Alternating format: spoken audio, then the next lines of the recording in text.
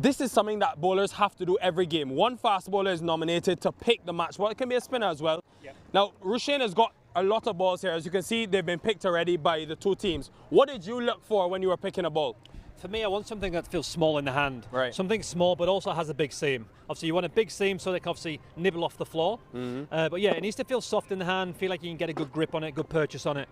People have different preferences. For me, I didn't love to pick it because I held the ball like that. Cross seam. You damaged the ball. I did damage the ball, but after it stopped swinging. And I see a lot of bowlers doing this. They're flicking the ball up constantly. Why is that? I think it's to feel what the seam feels like. You want to be able to feel like you can flick your wrist, get a good seam position behind that ball. It just gives you a sense of what it feels like coming out of your fingers. All right, Mr. Samuels, thank you very much. We'll relieve you. Now, we're out in the middle, Liam.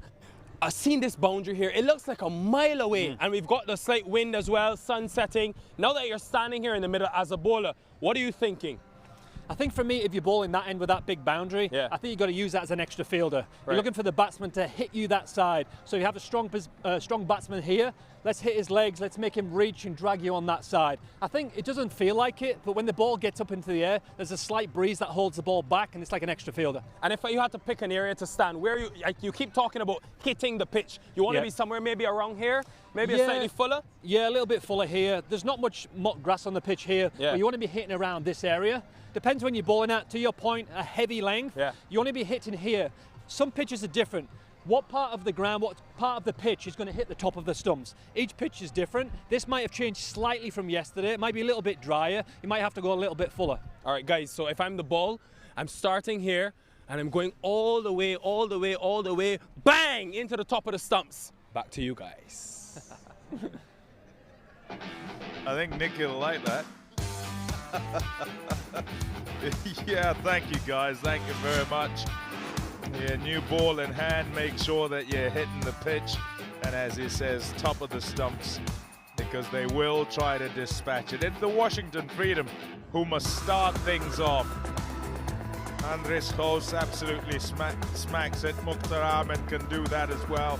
Chapman, the New Zealander. And then you go on to Maxwell and Nobus Pinar. Yeah, Matt Holland, Mitch Owen. Wonder if that order is going to be exactly as is with Janssen and then the bowler. Steve Smith, of course, the skipper of the Washington Freedom, absolute legend of our game, and he's here to try and lead them to the title. Let's see how things do go. Ferguson, Netravalka will go to work later on once they have some sort of a score on the board. They must get one on the board. That's the task at hand. Now look at the Seattle Orcas, missing who they have nominated as captain because of a blow to the hand. Harmeet Singh, who stands in as skipper, who's the vice captain of the group, says that it's precautionary. That's why they haven't had him play, because it's 2 in a row. But Seifert looked pretty good. Jahangir as well. They were so good together to start off with. Then Hetmeyer, Bretsky, Robinson are all guys who can whack it, as is the case with Dasun Shanaka, the Sri Lankan captain. And they'll have to first of all work with ball in hand, and they'll look to Jesse Singh, Cameron Gannon, and the striker in Otniel Bartman, the South African, the skipper himself, and Ali Sheikh too, to try and ensure they keep things down to what is a manageable total. I say that, however, you're never safe here. I mean, how well they played. Tim Seifert was absolutely electric in the way that he batted. Got to 104 off just 66, and it's not too often you get a century in this fashion, and then you come second. So yeah, brilliant batting. He'll look to try and repeat things today. What he'll be happy about is that he doesn't have to set a score. He can go after a definite target and can calculate and work his way towards whatever the target is. Yeah, I said about Washington Freedom and their order, whether the way that they were slotted in the team sheet is the way they'd go. Not so. Legend walks past on the screen there. Ricky Ponting, former Australian captain, Hall of Famer, whatever you like, has won it all. Absolutely amazing as a cricketer. and he leads this Washington Freedom side from a coaching perspective to try and free them up and get them to play their best. So Mitch Owen, he's going to start things off. He's going to walk out there and try and make sure that he puts the Washington Freedom on the front foot right from the get-go. And he'll have with him their skipper, Steve Smith, here, who latterly has played at the top of the order and has been pretty effective actually getting teams started. So yeah, nice to have the skipper out there, nice to have the discussion. However, it is quite clear, having watched a couple of games here, that this is a good surface, and therefore you've got to make sure you make hay. Robin Utapa alongside as we see some support staff from the Freedom. They'll hope that those flags will wave for good reason. Yeah, the family's out there in numbers as well. Harmeet Singh has his work cut out for him. He's got a little bit of an advantage because they're batting second, and no score here seems unassailable.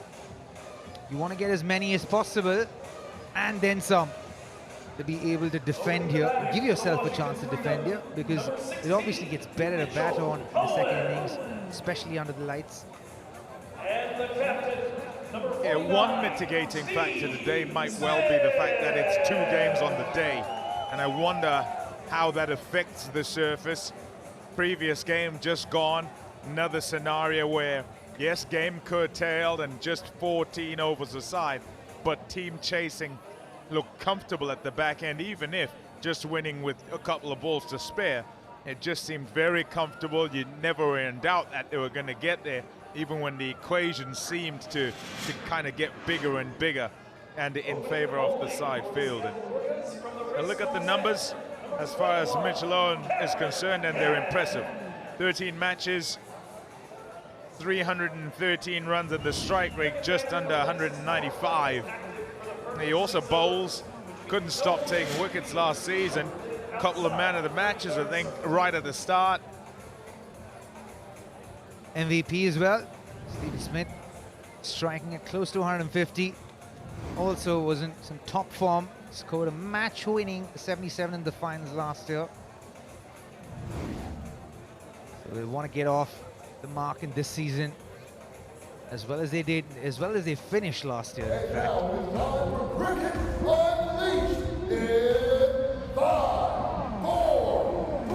3, 2, 1. Away we go.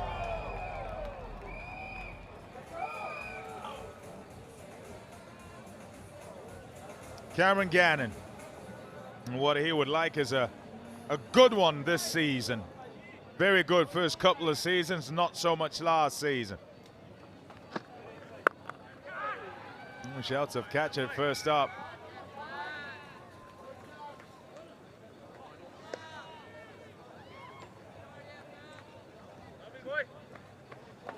Start to pace off there.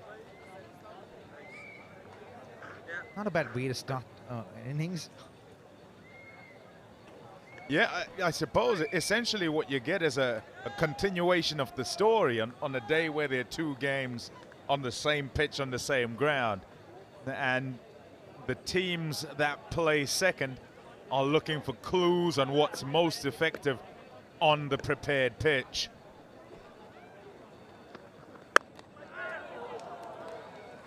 Fielder out there, it'll just be a single. Just a little bit of shape. Gannon. Look at that Washington Freedom side. Smith and Owen to start things off, and it'll be a pretty versatile batting order. It'll be slotted as and when their roles are required, and we'll get a better clue of who bats where as we go through the course of the season. Banged away, stood tall, used those long levers and hits it at the top of its bounce, away over the offside for 4. First boundary. Cracking shot, that one from Mitchell Owen. Absolute dominance over that ball. Everything right about that shot. Hit it with the swing over the offside. Exactly how you want to start off.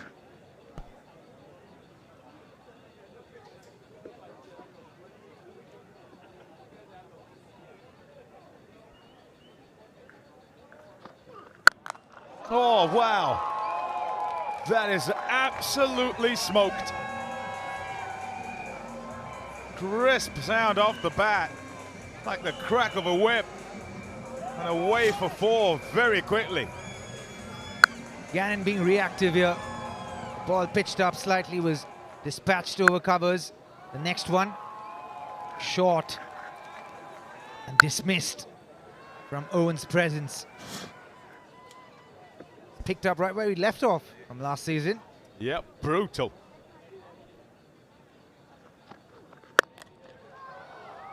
More runs. All around the dial, and it seems he's got it right on point in terms of what's coming. He has picked that slower ball and dispatched it to 3 in a row. Hat-trick of boundaries, slower ball. Won't do much when it's new. He muscled that one. Solid base when he's hitting the ball.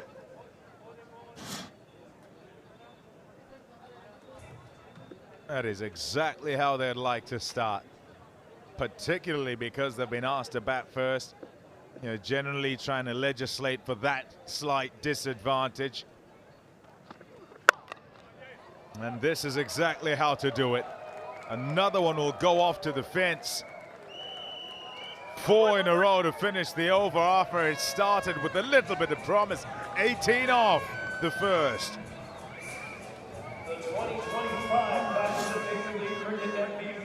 Weather's gotten better. Gannon is certainly feeling the heat here. Lining him up after just 2 balls. The big man's happy. Just the kind of start that they needed.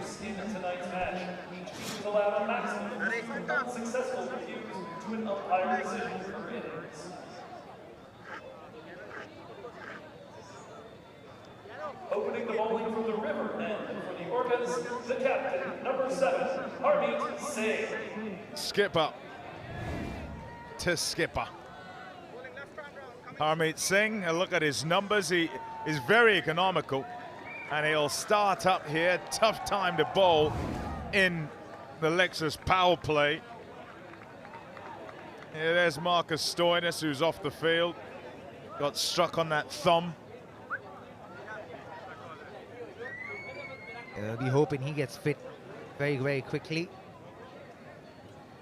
It's brave, this, from Harmeet Singh.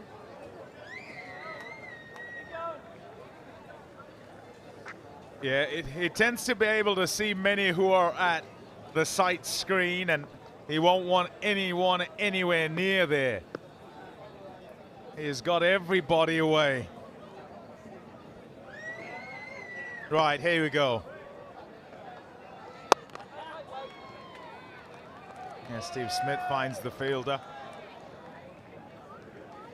Looking for a good start here, looking to complement Mitch Owen. And together they must make sure that their start gets them ahead of the game and gets them controlling the flow of the game. Nicely played. Certainly a couple. Oh, good save that. Gannon's a tall lad. Took a while for him to get down, but saved 2 runs. Kind of saw it coming when Harmeet bowled that first ball slow through the air. Felt like Smith would step out the second ball, and that's exactly what he did. Top work done. Especially after having bowled the previous over. Yeah, he's catching his breath there, isn't he? Trying to. Cognizant MLC Season 4. They're starting here at Grand Prairie in Texas. Beautifully played. Cut away for 4. What was exceptional about that shot was he waited for the ball to come to his hitting range. got a solid base, does Mitchell Owen. But he waited. You can see how the bat just hung in the air for a second before he went through with the shot. Nicely done.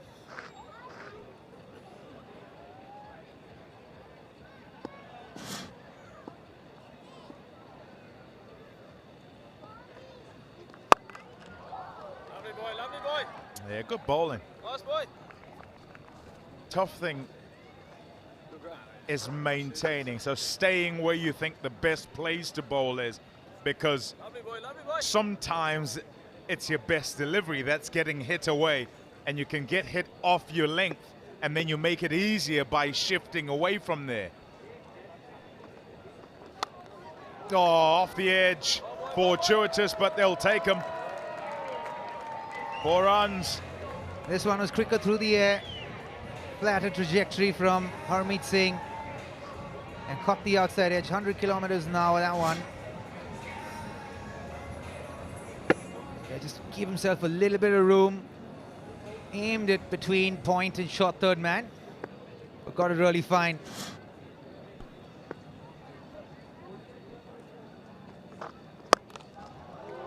Yeah, well played. Excellent use of the feet. 4 runs, 16 off the over. It's 34 without loss after 2. The captain joins the boundary party with back-to-back 4s to close the second. Nicely done from Steve Smith here. Didn't try to overhit the ball. Just try to place it. Didn't get elevation on it. He probably would have preferred a little bit more elevation.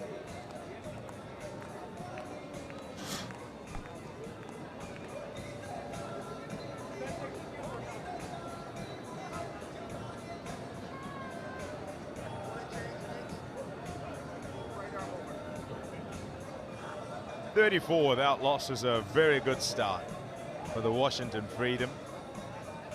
It requires a retort from the Orcas. Win the toss, bowl first, and yes, just generally these days, if you look at the way that the 2020 game goes, it's kind of about hanging in there in the power play, but if you can choose a way, you've got to be potent in that power play. If you can get a wicket or two and just set your opposition back ever so slightly. Bartman. More often than not, batters like to take the attack on from the first over. That's just the way cricket's evolved. And when you take that into consideration, you often think about what the mindset of a bowler is. Because generally bowlers can get defensive when they feel the pressure. But is that the right way to go? Would you rather go being aggressive and say, he's going to go hard and try and get as many runs as possible. Can I try and get him out instead of being defensive?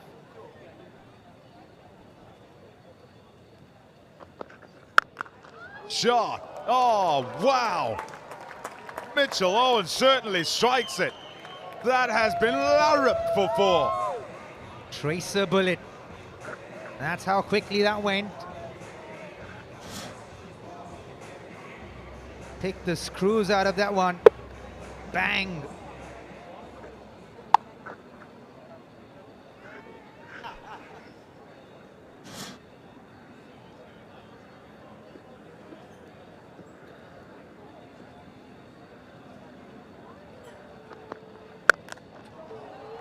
Fielder there, it'll just be a single.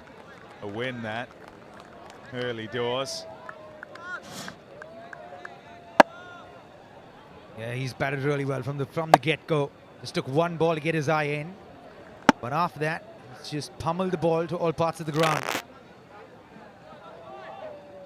He's a big lad, Mitchell Owen. But what he does really well is he gets low in his batting positions, forms a really strong base out of which he hits the ball. Everything right about it. That's gone a long way up. Jesse Singh can't get to it. Yeah, just enough bat to get it away from Jesse Singh. He'll check that for sure.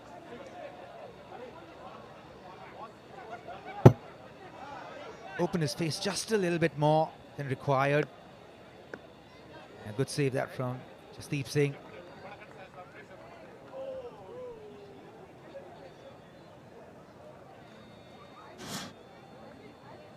They'll say that's okay, but tell you what, that probably should be a boundary. Well, I have to remind you, Palmas, you were a bowler. I know this, but this is just, you know, rules. Rules is rules. Look where the boundary is supposed to be. You can see the color of the grass there. So away he goes and flicks it even further back, and he doesn't recognize that, you know, that's where it should be. And when he comes back, he picks it up whilst he's on the mark that was made by the boundary hoarding, and then chucks it back. And he's not touching it, you know, the Toblerone, but he's touching where it's supposed to be. But then if the Toblerones were where they were supposed to be, would he step on it? No, he wouldn't. Yeah. And that's why I'm an advocate for the line being drawn on the ground. So you see there, see that's moved obviously, and you can see the mark that's left. And you've got to put a line on the ground there. Oopsie. That's buys. That's really well bowled. And away it goes for 4 buys. 48 without loss.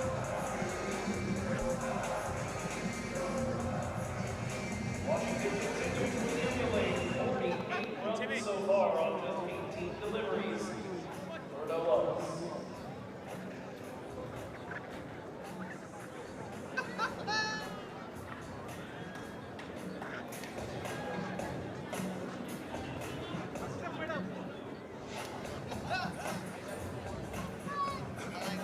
Change of ends for number 21, Captain Cannon, will bowl his second over from the river. 48 without loss. Excellent start this for the Washington Freedom.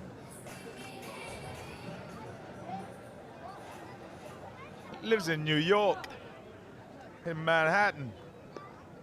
There's Steve Smith. Got the old baseball thing going. Oh, found the fielder. It's distraught. Absolutely distraught. He's obviously distraught, but there was no way he was aiming the gap there. It's not physically possible by a batter to try and aim the gap just past short fine leg. I think you're saying, how can I pick the one man out that's on that side? Yeah, reflections. Make sure that there's no glare. He's got the stickers on under the eyes. For some reason, Stephen Smith looks a lot more side on while he's batting.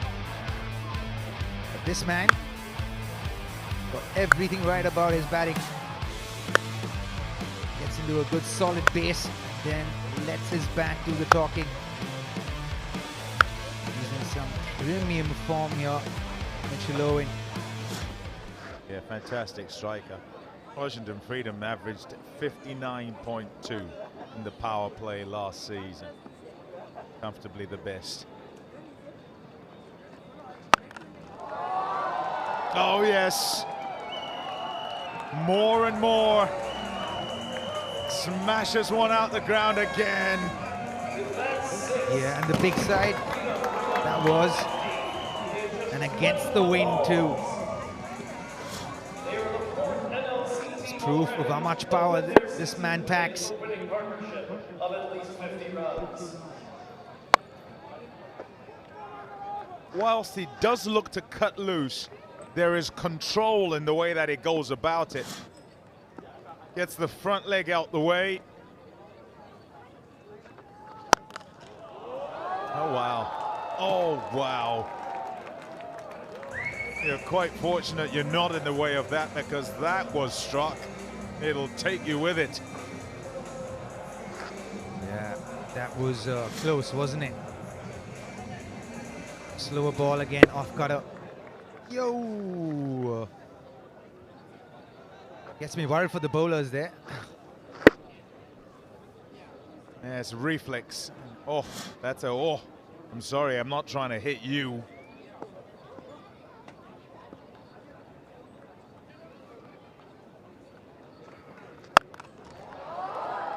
Fielder out there, but it's wide of him. One bounce and 4 more. It's a Mitchell Owens show here. Is striking at more than 300. He's got 43 from just 14 and dealing in boundaries. Yeah, he is pummeling the ball. And they look hapless to the Orcas here. 43 of just 14 deliveries. They're going at 16 point, almost 5 runs and over here. Bombers. Yeah, no answers from the bowling. Yeah, there you go. That's more like it. Into the block hole. First one of the type, actually. Perhaps, and the one that went for 4 byes in the over before. 4 done, 64 without loss. 15 of those on the back. Now a red hot Mitchell Owens. Freedom 64, no loss.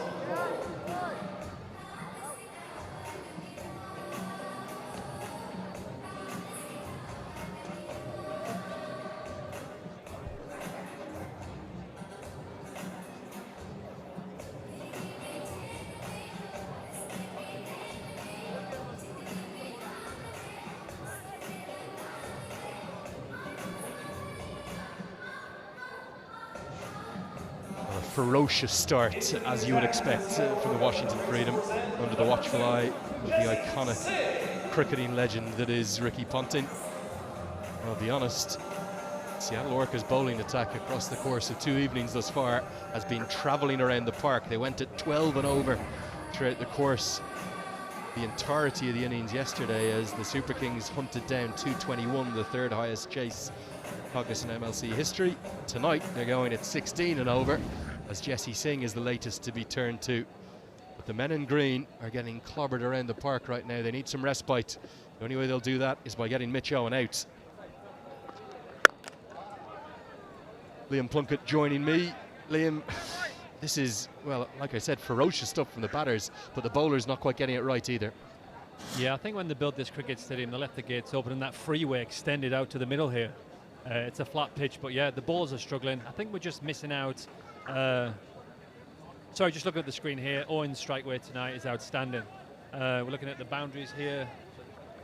I can't see the visual. Yeah, so anything with a bit of width really is going the distance. At 350 outside the arc of off stump, even wider at 400. Whereas if you get it straighter like Singh has there, he's still powerful, but not quite as explosive. Obviously, he loves to free his arms up, gives himself room there.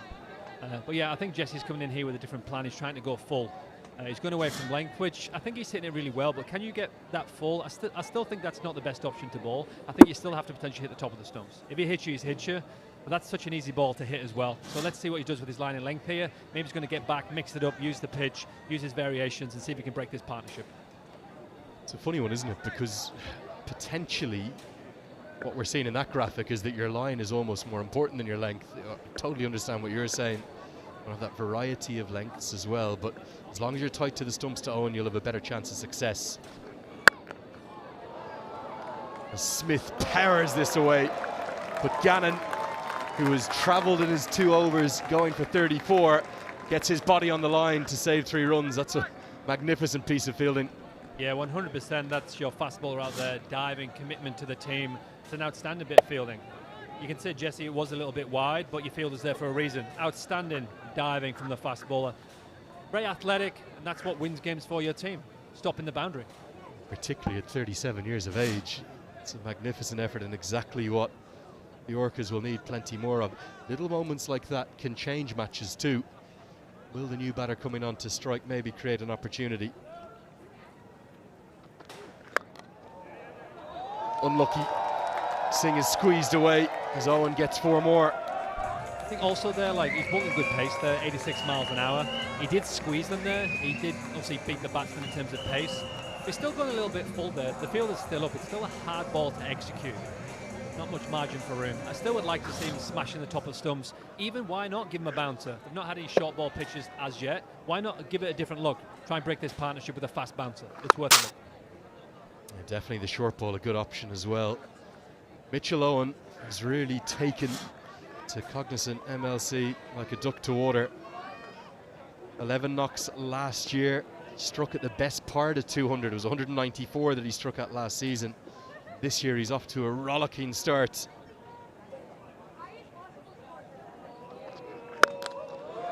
.50.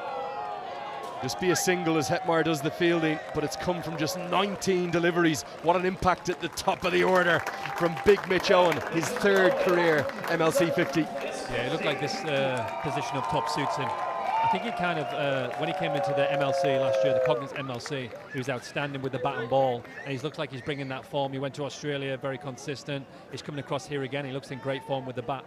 Outstanding start for Washington Freedom. Well, it was really his Major League Cricket form that got him into the international contention to debut for Australia for the first time. Played a handful of white ball games for them in ODI and T20I cricket across the last year or so. And Ricky Ponting likes what he sees. Good Yorker. That's not a bad over at all from Jesse Singh. Freedom, 71 for none. How great is it to have Steve Smith here? Missed out last season, but back again at MLC in a country that he loves. Yeah, 100%. He bases himself sometime in New York. So yeah, he's in my neck of the woods. But it's obviously great to have him back in the Cognizant Major League Cricket competition. He's one of the best that's ever played the game. He's still in prime, playing international cricket. Such a big superstar. And when he comes here, he fully commits. He wants to keep improving. He wants to perform and get runs on the board. He wants to get 100 and follow in fast footsteps here tonight. Change of ends for number 18, Hugnell Hartman. Now bowling from the river end. Really beautiful scenes. Given the weather that we had this morning, remarkable that we're going to get both matches in. Beautiful Texas here. Bartman for his second. Talk to us about Mitch Owen. How good an innings have we witnessed to start the second match of the evening? Yeah, he's been outstanding from ball one here. He's such a clean strike of the ball. He hits it offside, onside, all the fielders. He hit 9 fours and 1 6 to take it to his 50. What a great start. I'm looking at the field now with Bartman balling. He looks like he's going to go full. If you look on your screen, obviously top left, you've got mid on, and deep mid wicket, cow corner we would say. Squeezed away. Feels as though the Orcas' plan is to go full to him. Not maybe as worried about the line, but trying to get it as full as possible. Another remitly speedy delivery. From 19 deliveries though, 10 boundaries, and that's power, particularly down the ground. Yeah, to your point, I think they are going death. They're looking at damage limitation here. I'm not sure they're looking to take a wicket, to be honest with you. For me, it looks like with that field, they're looking to hit him on his toes. They're trying to get the ball back down the ground, get him off strike. See his strong ones, though, can't you? Straight down the ground. This is a one-hander that may well somehow go all the way. Baseball style potentially here in the US of A. It's a second maximum for Owen. How's he got this one all the way? Oh my word, what a tough life for a bowler. Absolute miss-hit. The captain's happy with that. Hetmeyer's happy with the bowling there. He's miss-hit that and it's travelled for 6. Unfortunate, but when someone's in form and they're hitting it, even if the bottom of the bat will go for 6. Something you actually see in baseball quite a bit, isn't it? The bottom hand coming off, and because he's such a tall and powerful man, he's managed to get it all the way over 80 meters, 260 feet. Shimron Hetmeyer says, well, what can you do? Bang down the ground and hit away for 4 more. Continuing to take advantage of the Lexus power play is Mitchell Owen. Another good strike. He didn't absolutely nail that, but he got enough over Harmeet Singh to go for 4 runs. I'm not sure what the plan is. I think they are going full, but it looks like an easy hit for Mitch Owen here. That's so far down leg side. He's done so well to get across and to sort of slice and chip that over mid off of Harmeet Singh, and it rolls away for 4. Well, it's a bit of cannon fodder right now, isn't it, coming from the Orcas' attack. Being plundered around the ground. Take on the quick single. Singh does well, but can't affect the direct hit. Final game of the season last year for the Orcas was against the Freedom. In that Lexus power play, they went for 90. Another one takes off from DFW. as Bartman continues to hammer the remitly speedy deliveries. That power play went for 90. First game of the season yesterday went for 89. This one's going to go for at least 82. They've got real problems up at the top with the new ball. You're not going to win many games when your power play is going around the park for 80 plus. I'm surprised. Jesse Singh did go for a few yesterday, but he did pick a wicket up. They were quick to change that top of the order ball in today. I think I would have given Jesse Singh another new ball. Why not? That's your remitly speedy delivery, up over 85 miles an hour, 86. Good wheels from Neil Bartman. He doesn't want the single, so it will be 82 from the Lexus power play. It's 82 for none. Cricket fans, that concludes the Lexus power play, which means up to 5 fielders are now permitted. Really good stuff from Owen in particular. Every season we look at MLC, you just think about this Freedom side and you think, well, they're always going to be title contenders, a side that would not be surprised in any way to see come grand final time in Oakland the 18th of July next month.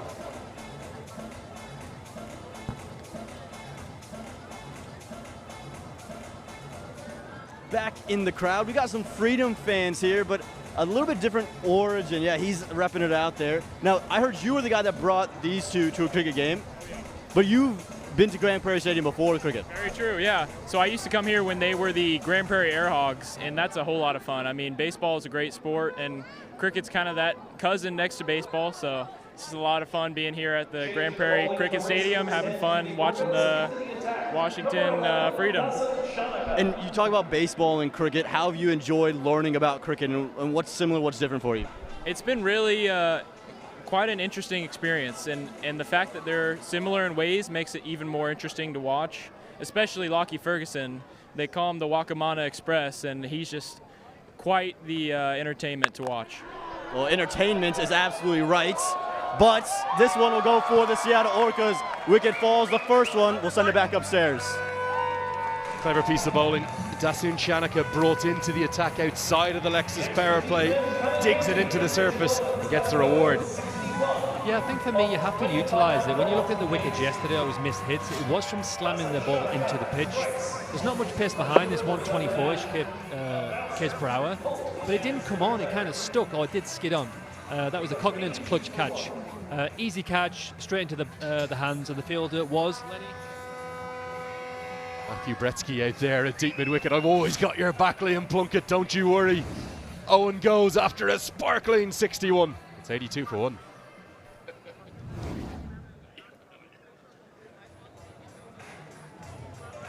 In at 3 and playing his 200th T20 innings, number 80, Mark Chapman.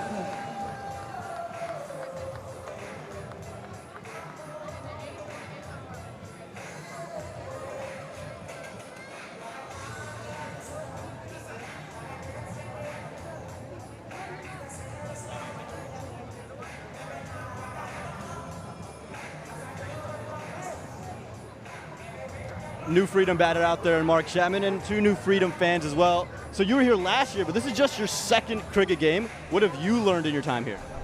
I've definitely learned a lot about the rules. The first time I came here, I really didn't know what I was doing or what was going on. My friend Ivan taught me everything, and man, it's just crazy. I came from baseball too, seeing that it's basically like the same and they throw so hard. I've learned that there can be a lot of runs scored in one game, as we're seeing here today, and it's just so fun being out here. There you go. And you said to me, is this a normal amount of runs for a T20 game? I said it's a bit high, but you got to love it as a Freedom fan. Yeah, definitely. Loving this game for sure. Well, there you go. They're loving it. New fans enjoying it, and the Freedom trying to build a new partnership. Back to y'all upstairs. Superb. Great to hear the thoughts of 3, not just new fans, I reckon permanently converted fans. Liam Plunkett, I know you've been living here now for, 5 or 6 years. That's what it's all about, Cognizant MLC. Yeah, 100%. Getting some new faces, new eyeballs on the game, learning the inside trades. Tickled around the corner. There's protection out there, but it's the shorter side, and it races to the rope. 4 more for the Freedom, this time to Steve Smith.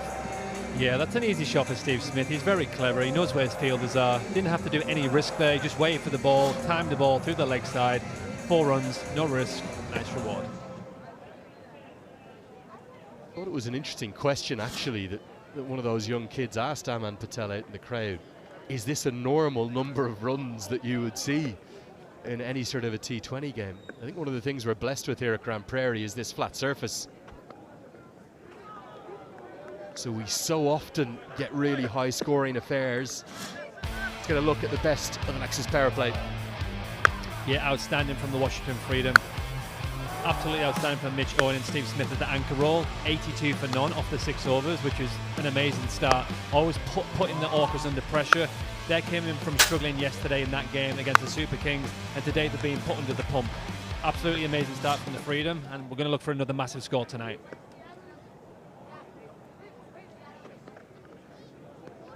The amazing thing about Mitch Owen's innings, I know he's been dismissed. We're going to look at how he was, but 12 boundaries in just 25 balls. Devastating stuff. What did Shanaka do well here? Honestly, I think he just banged it into the pitch. It looked like he was playing around with his fingers there. I'm not sure if it's slightly off pace, or he just whacked it into the pitch and like, give me some help. Please help me. I need all the help I can get. Obviously, a miss hit. It has happened during the last 2 games. Even though it's a flat pitch, some of the balls have shot on quicker than you think, and people have struggled to execute and hit the middle of the bat.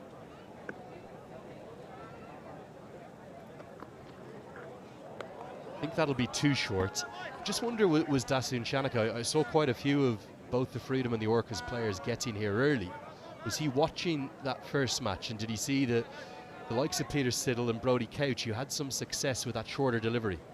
Yeah, I think so. You'd be silly not to use and watch the game highlights from yesterday and come a little bit early and see what's going on. That's how you learn. That's how you educate yourself. If you're going to go in here blind, then I think that's not the greatest thing to do. Look at the guys who do it and execute accordingly.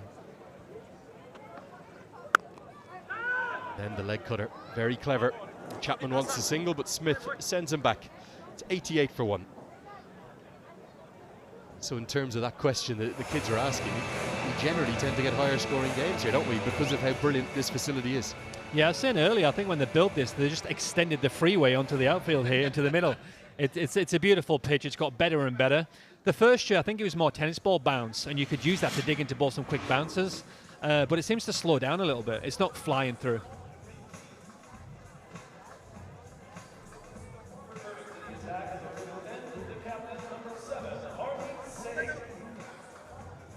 Very Antipodean heavy Washington Freedom. The 2 Australians opening the batting, joined by the Kiwi, Mark Chapman. Hong Kong, of course, remember. That exclusive list of players who played international cricket for 2 countries. Started out in Hong Kong. It's gone on to have a good career around the world for New Zealand. As Harmeet Singh returns. Oh yes, how's it? Interesting choice this from Singh. I know outside of the power play now, but happy to take on the matchup that should in theory be in the left-handed batter's favour. Yeah, 100%. You think Chapman's going to get going here, hit that small boundary, target upstairs to the executive boxes and hit the owners. And as a consequence, it's a bit of a game of cat and mouse, isn't it? Because Harmeet Singh knows that exactly where Chapman's going to want to hit is down the ground, so he's hiding it away outside the off stump. Good bowling from the Orcas standing captain tonight.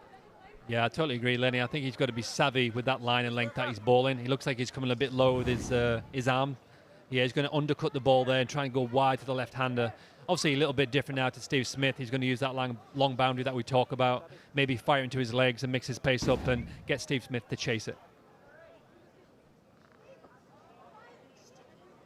Timmy, you need to swap with Tanner.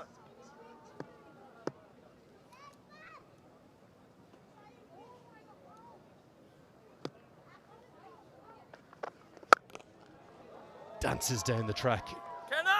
Can't get it past Shaihan Jahangir.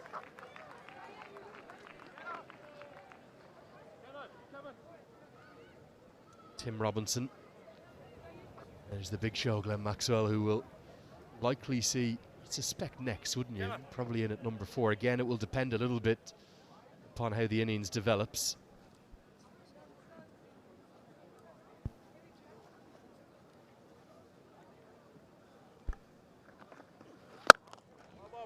Surprised not to see Andreas Geus as well, maybe in the top 3. Yeah, I think so, mate. That's when he does his best damage. I think he has struggled a little bit with form, especially in the World Cup. He struggled a bit. So maybe they're going to go people who've been a bit more cricket, who've been more informed. And to your point, Maxwell's coming in next because he can bat left and right-handed. So get the big show in next.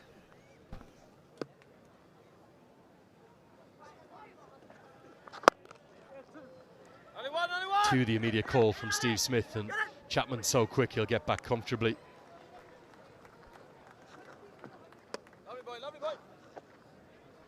It's a nice over so far. Harmeet's mixed his pace up to the left and right-hander. Hopefully he's going to get out this over with a dot or a single and pull it back a tiny bit.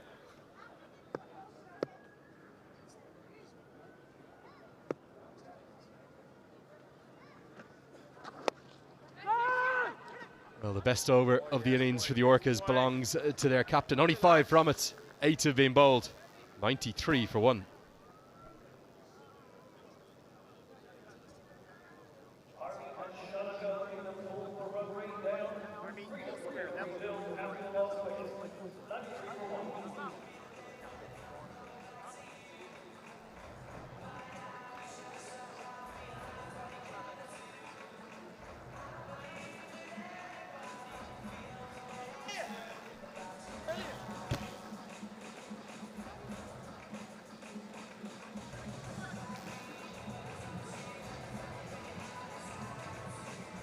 Welcome back to Grand Prairie Stadium.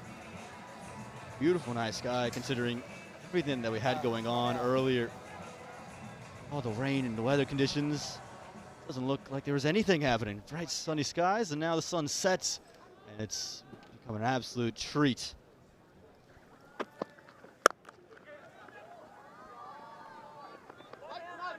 Darshan Shanika in for his second over. And important this partnership keeps trekking along. All the Washington Freedom fans out there were absolutely roaring and thundering. Hope Steve Smith can keep the runs coming alongside Mark Chapman.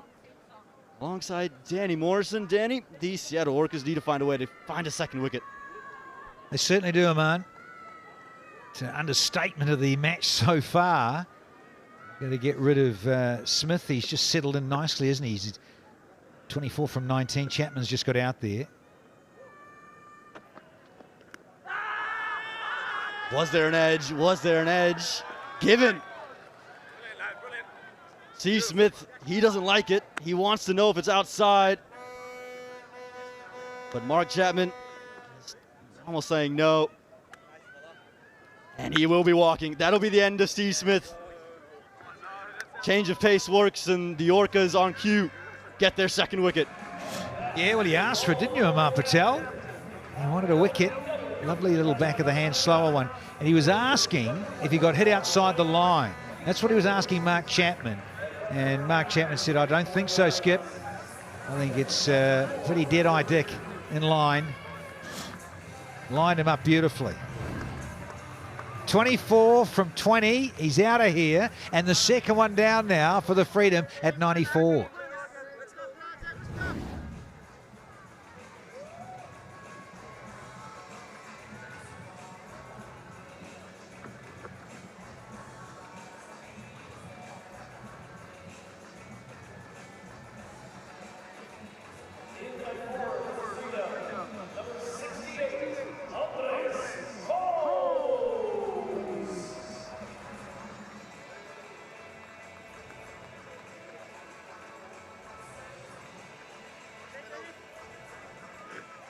New man in, Andres Jos, known as one of the best domestic bats in the U.S., and he's in at number 4.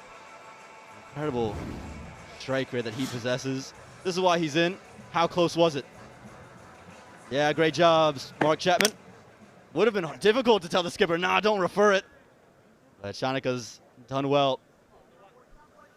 Yeah, and so did Leslie Reefer. He's the one who had to make the decision. The ump from Barbados lined it up in the affirmative.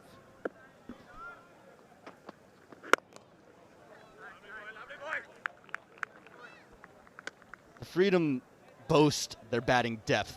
Again, with Andres Jos coming in at number 4. Has a T20I strike rate of 142, averages over 30 in the format.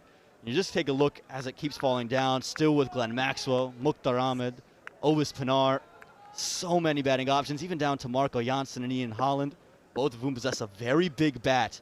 So the runs will keep flowing.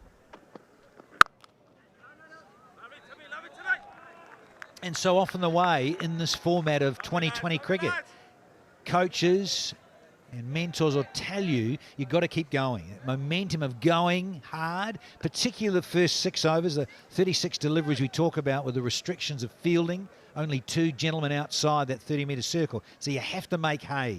It's almost really like the post-COVID years. You look at the last 3 or 4 years, how the game has changed dramatically inside the power play. The first 6 overs where batting sides really give it some Humpty. All the talk about the batting sides, it's been the over of Shanaka. He's only given up 2 runs from the over, and maybe just foiling the plans of the Freedom at the moment, who got off to an absolute flyer. Things have just started to stifle out. And now this game has become a little bit different, hasn't it? The Orcas would just claim some momentum here as of late.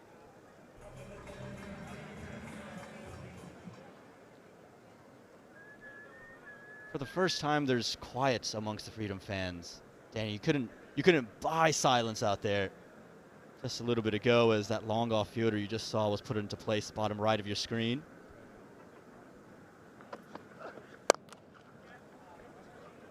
Very straight, but well done in the field. And the relay as well. Brilliant piece of athleticism and saves what's a brilliant over as well. Just 4 from it. And the wicket of Steve Smith, 97 for 2.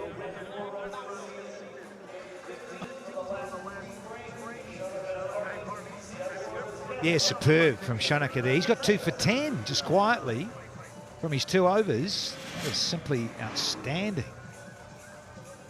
And Mitch Owen, who was, well, is known as a bit of a flat track bully. Big strapping fellow and loves to hit it big and often does.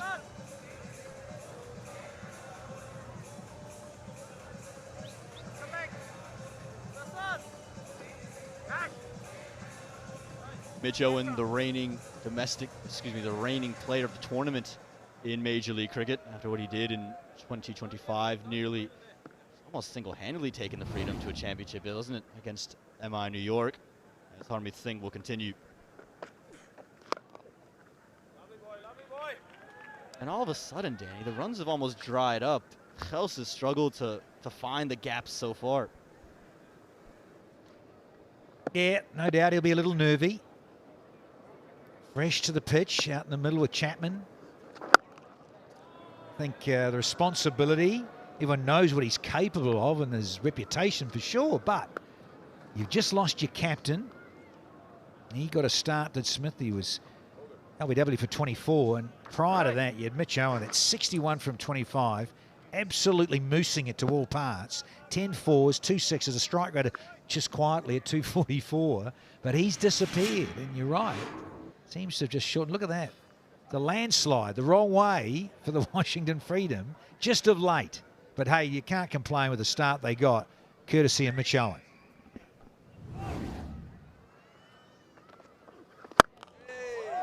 Mark Chapman wants in and goes big, continuing the flow of runs. 6.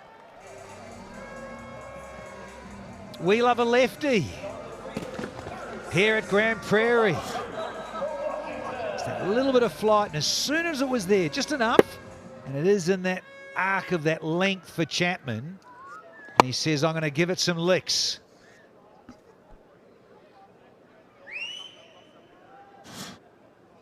And this is the battle as well. Left arm spin against the left-hander. Harmeet Singh trying to push it wide, but that time just not wide enough. That's the danger that you possess. Looks like the ball is needing to be found as well. But we'll need more of that for Mark Chapman. Just keep the runs flowing. Got that brilliant start. 100 comes on the board for the Freedom.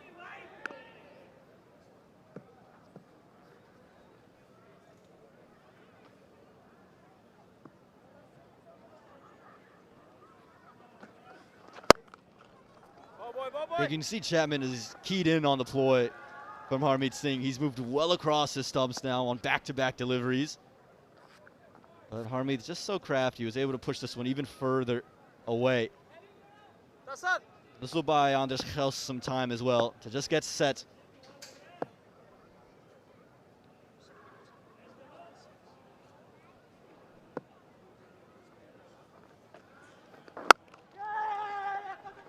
Immediate call for two. Just be the one. Another good overbrewing. Is it extraterrestrials coming into land? Look at the smoke on the ground here. It's bizarre. I mean, look at it. Just shows you how still. There's hardly any breeze. Look at the flags in the background on the right of the screen. Amazing. You often see a breeze here at Grand Prairie. Not so now.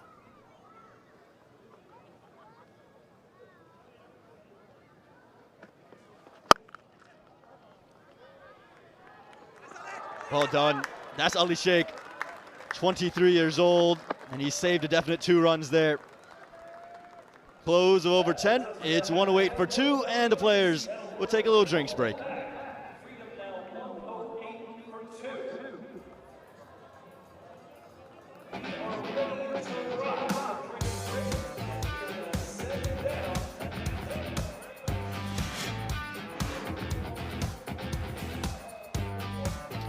Two men out, 2 Aussies, Owen and Smith. And you've got the Kiwi and Mark Chapman and Andres Gous, an American but of South African origin. See what these two can do, given that 2 set men, in particular Mitch Owen, back in the dugout. Smith too, last man to go. I'll tell you what, the Freedom out and about quickly off the blocks. We talked about how important it is to start well. And runs, well, they come easy off the bat of Mitch Owen. And Steve Smith in his return to Major League Cricket said, I can score too, young man. And just a good mix of power, finesse, and you know what, sometimes just some ingenuity. One hand off the bat. And he was just hitting it all over the place. But finally, the Orcas take 1. And what's the old adage? 1 brings 2. And Steve Smith was undone by a slower ball from Shanaka. The Orcas back in it. Yeah, they heard you, Aman Patel, the cricketing gods. You wanted a wicket. Well, you said the Orcas needed another wicket, and they did. Courtesy of Dustin Shanaka. 2 for 10, 7 dots. Very impressive here so far this evening in match number 3. Friday doubleheader. Let's see if they can halt some of this momentum that the Washington Freedom have created, courtesy of Mitch Owen and a little bit of Steve Smith as well.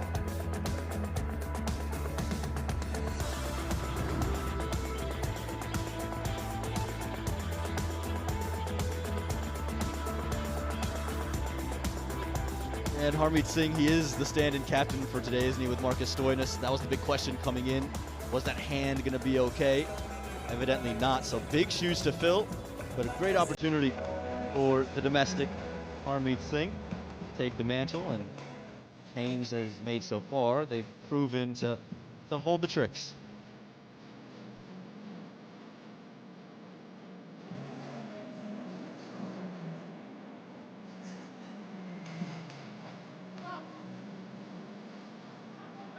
Very busy, Harmeet Singh. See him in the USA national team, not the captain there, but he's always pointing his fingers around, always has a hand on it. And so no doubt that he would be a voice of leadership. Back into the attack out of the rings breakers from the race course end, number 2, Jesse Singh. Yeah, it's certainly about having lieutenants out there, just your captain having to do everything. So there's often those senior pros be so helpful. Yeah, get a clip along here. They could get well over 200, and they'll be disappointed if they don't, given the start set up by big Mitch Owen.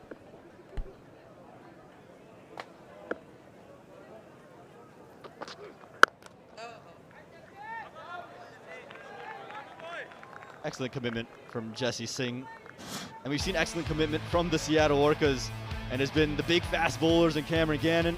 Jesse Singh as well, diving across the boundary rope. Captain Harmeet Singh getting involved. That one special. How about that relay? And then you get the young man in there too. been brilliant, the Seattle Orcas. Knowing runs, they come so nicely, boundaries always float, cut them off when you can, and they've taken that to heart after their last night defeat.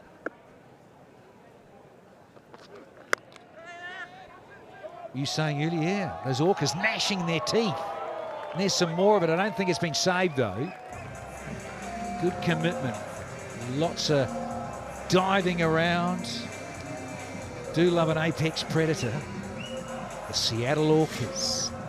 Can they get a wicket here? Often you get the break. You get the drinks break, and it so often brings the downfall of the batting side. A wicket or two with some of that momentum shift in the game.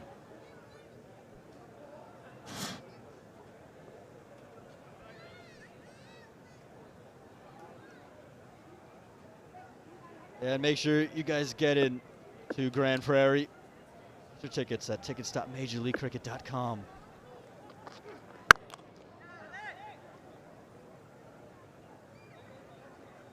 And we see more and more folks starting to find their way to cricket with the 4th season about. More and more people saying we want to return to cricket. But the beautiful thing is when new folks get in, isn't it?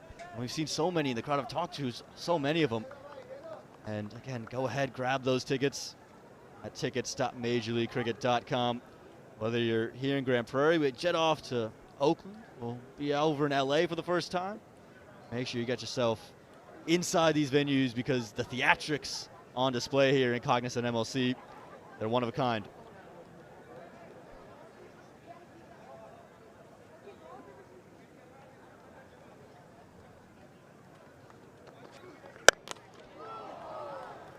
Excellently placed. It's absolutely thrashed off the bat of Chapman, and he'll pick up another 4. Yeah, that'll feel good for Mark Chapman. Just that little shimmy and gets a little bit more leg side. So 2 to go in this over, and he's got to get out of it here, does Jesse Singh. Couple of boundaries, gone for 9, and there's still 2 to go. So pressure on the bowler now to finish the over.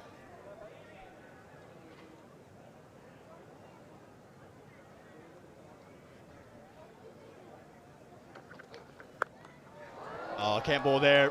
Helped around the corner, and it's just runs flowing at regular rates, this time from the southpaw again.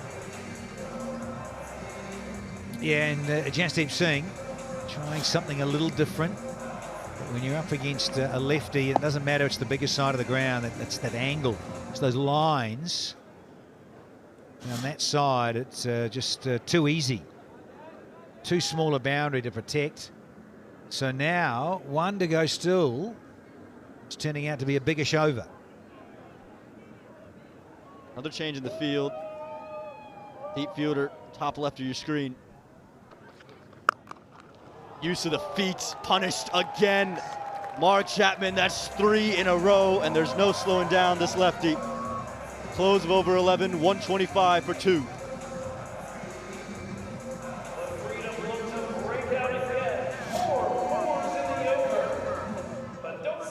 Now under the surface. Sounded very nice indeed. Off the stick from Marky Chapman.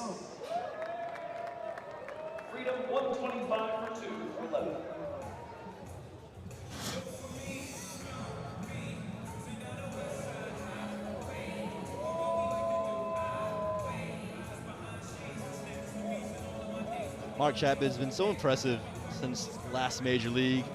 His strike rate has gone up nearly 20 points in the last calendar year. And bringing all that out, especially given an early chance to play. Remember last season, only played a couple of games in Florida once the Freedom had booked their spots into that playoff region, but so far making an early impact. And it's forced the Orcas to go back to Cameron Gannon.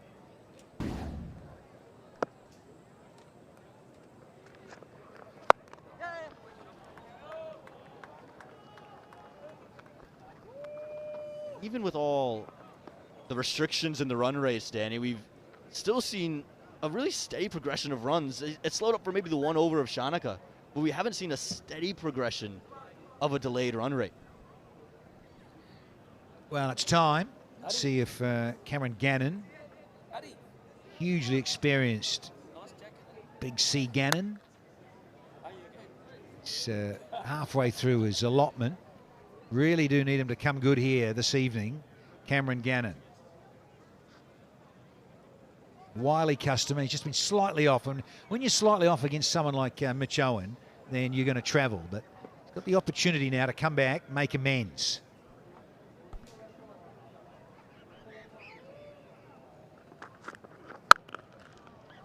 Sound off the bats of Chapman has been sensational today. So much talk about what Mark Chapman has done to his game and how he's elevated it.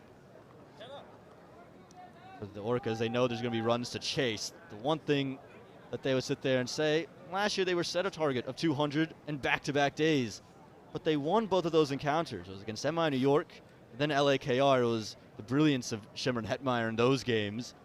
So here we go. If they on par to get 200 again, the Freedom, the Orcas would say we're in a familiar position, a familiar ground to chase that total.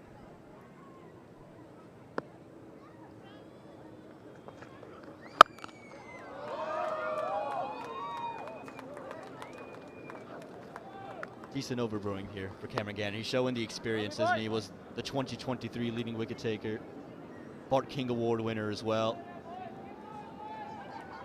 Maybe had a couple of down years, but he's back now.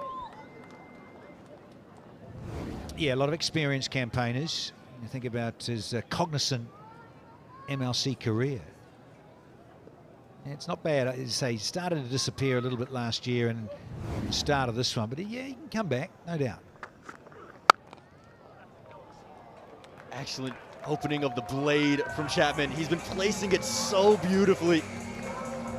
Just effortless stroke making here. Yeah, once again, it underlines the fact when you get in for a bit, you can enjoy yourself. Faf du Plessis said he'd love to bat here every night of the week.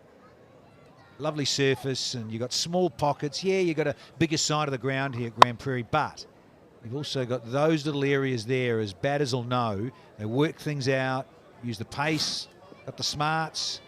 Don't try and have to overhit it. You find a gap, well, it's usually full.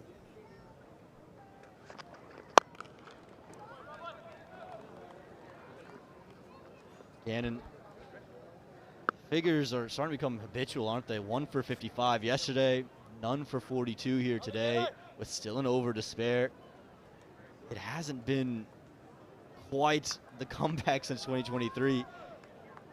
And he's really got to find some rhythm if the Orcas are going to have any chance to compete in this tournament. We've seen the runs come on the board, but the wickets, they've struggled in years previous. And again, struggling in the early part of this one.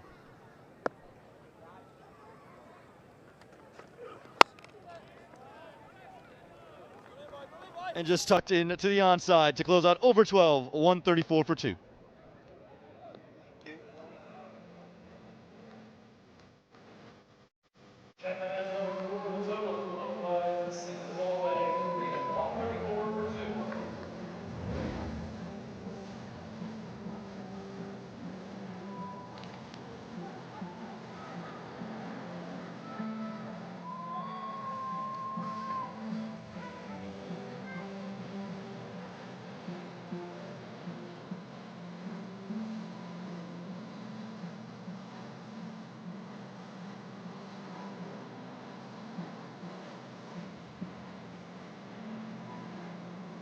Back in the attack for the Baseball's engine, number 11, Cognizant. 134 for 2.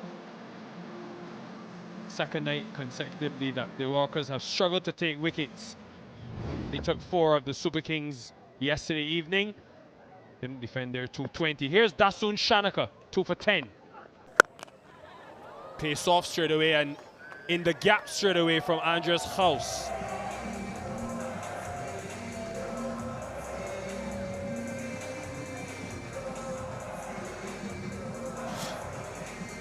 Yeah, beautiful shot. You've got to expect that he's going to take pace off the ball predominantly. Dasun Shanaka makes it that little bit more difficult for the batters to get the ball away to the fence. But House was ready there and placed it in the gap. Critical that this batting group. 44 from 23, the partnership keeps going because they're trying to set a score. Massive. Andres House now is kicked into another gear. Excellent striking. Slower ball the ball before, and expectant with regard to more pace on it. Ready and able to dispatch it for 6. Big pressure on Dasun Shanaka as the bowler, having gone 4 and 6 off the first couple of deliveries of his over. And for the batters, they'll put pressure on themselves as well to make sure they capitalize on the over rather than be satisfied with that they've got 10 off the first 2.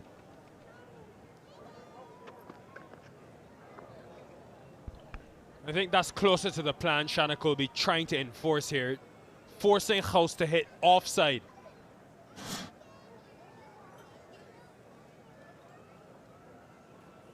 Yeah, started really well. There's a look at his pitch map. Back of a length and even into short because at the pace he bowls, if he gets fuller than a length or on the full side of a length, they can still muscle him down the ground. It makes it an easier hit for the batters. So he's got to vary his pace and now also just take the ball out of the hitting arc. If he goes Yorker sometimes and wide, and pace off and wide and sometimes straight, just so he's not easily predictable and they won't line him up. There you see, pace off, one into the pitch, gets a wicket in the deep and one that bit fuller. Struck Smith in front and out LBW.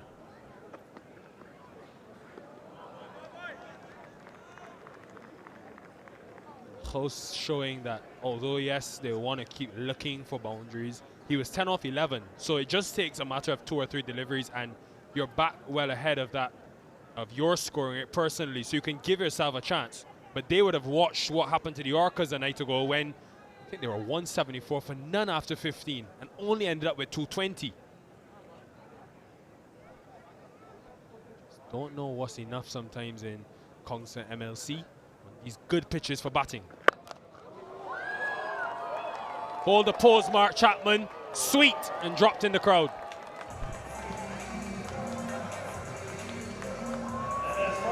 Somewhat a rescue, because after the 4 and the 6 there's a wide, yes, but 1 dot, and it looked like he might be able to salvage this one. What a shot. Length, well, 2 full and it's in the slot. Needs no second invitation there. Chapman. Fantastic. I love it too, the freedom. Brings up 150.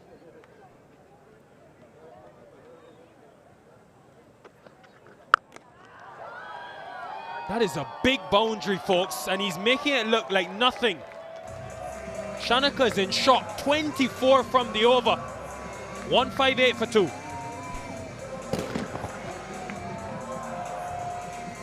Yeah, you just watch where the fielder is here. Illustrative of the fact that the boundary is big, so doesn't stay on the boundary, the fielder, with the wind working against the hit as well, expects that nobody would really carry it. If he's on the boundary, that's probably a comfortable catch, but it's prudent to be in a little bit because it's against the wind. Doesn't work that time.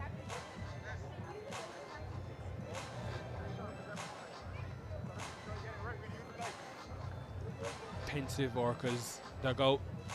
Borges, Gillespie, Marcus Stoinis on the left of screen, captain. He's not playing tonight, so it means they're probably down 1 bowling option. They've only used the 5. Aussie legends all over the place. Adam Borges was fantastic. What career he had. Laid into that side, but Dizzy Gillespie. Yeah, fantastic fast bowler. You just think of him, McGrath, Lee together.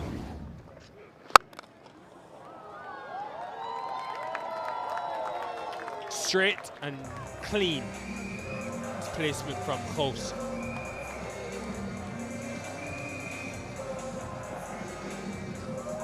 This is perfect for the Washington Freedom. Continuously as innings go along on good surfaces, the question when you're batting first is always, are you doing enough? Not to get a good score, to get a winning score. And so can't take your foot off the pedal. Nice. Deflected away.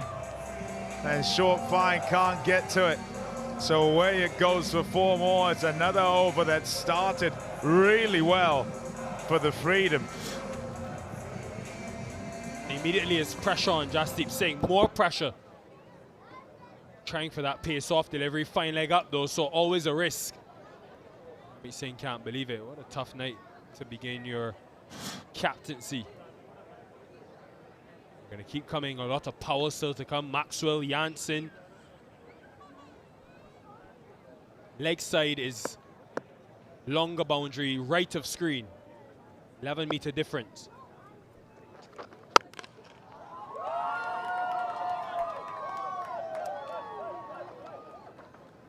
Amid the boundaries and the wonderful striking of the Washington Freedom, there must be a retention of belief in the fielding side. I mean, you look at this previous over, and he might have felt he had selfished it somewhat, and then the 2 sixes at the back end, and can't allow for your shoulders to droop.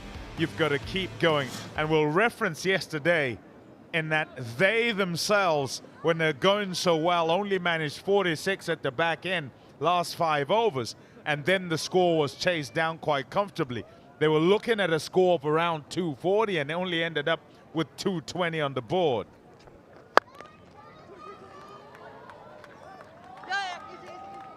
And so you keep belief, and yes, this partnership is 75 from 33, but you break it, a new batter comes in, and perhaps the end of the innings isn't as dominant as what is currently going on. You've got to work through each phase, and you might lose one phase, but you might win another sufficiently to shift the game towards you.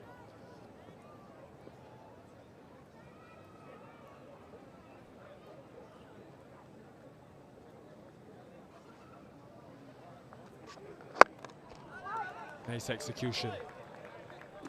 You need more of that. And yes, we might just be looking at outcome in this case, but actually when you think about where they've bowled and what they've done to try and mitigate for the flurry of boundaries, and in fact the monotony with regard to boundaries is you've not really seen a pattern of, well, let's go to wide Yorkers or let's go to straight Yorkers and try and bowl as full as possible, keep them hitting in a direction. When you've got one side longer and other shorter, you like to shepherd the batters to the one side. Goes back to that into the pitch option and gets smacked. What an aggressive, authoritative 50 it's been from Mark Chapman in the opening game for the Freedom this season. Following up an excellent 2025, 175 for 2. That is first in Cognizant Major League Cricket. Freedom 175 for 2, 14. Yeah, wonderful strike. Not the length you want to be on. All the batters are now looking for that length that allows them the opportunity to access the boundary. And with all of them working on their power hitting, if you give them the length, they'll accept gleefully.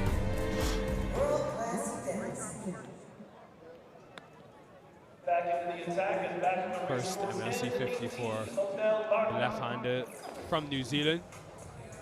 He cemented his spot in the Black Caps team in the shortest format. Haven't seen Otniel Bartman since the power play. He's one of those few bowlers in the league that would trust his Yorker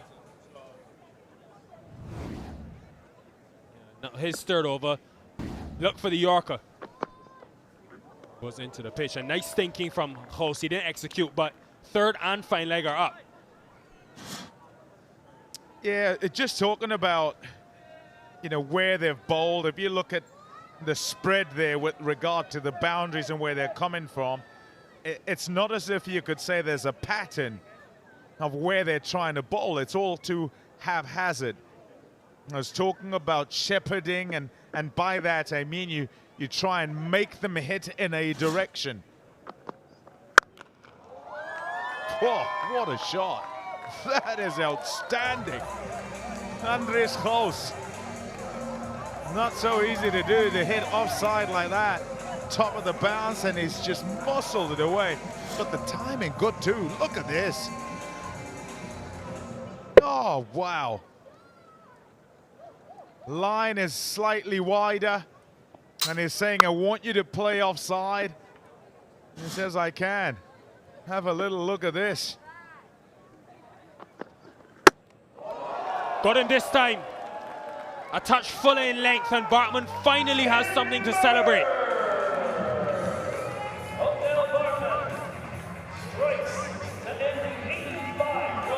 Perhaps just showed him outside off to say, I'm going to work with the bigger side, and then decides to go back towards the stumps. To length delivery, just ducks back actually. Not excessive in the way of pace, perhaps just premeditated and thought that it would be further outside and couldn't catch up with it when it came back. He's played well though. 35 from 21, Andres Hoos. Freedom 179 for 3. Number 32, Glenn Maxwell.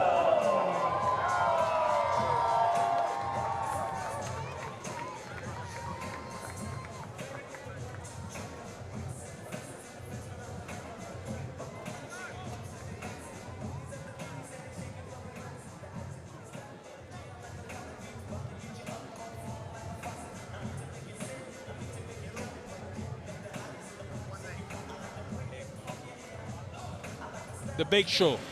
Glenn Maxwell captained the team a season ago, got 100. Back for more. Important job now in these next 5.5 overs.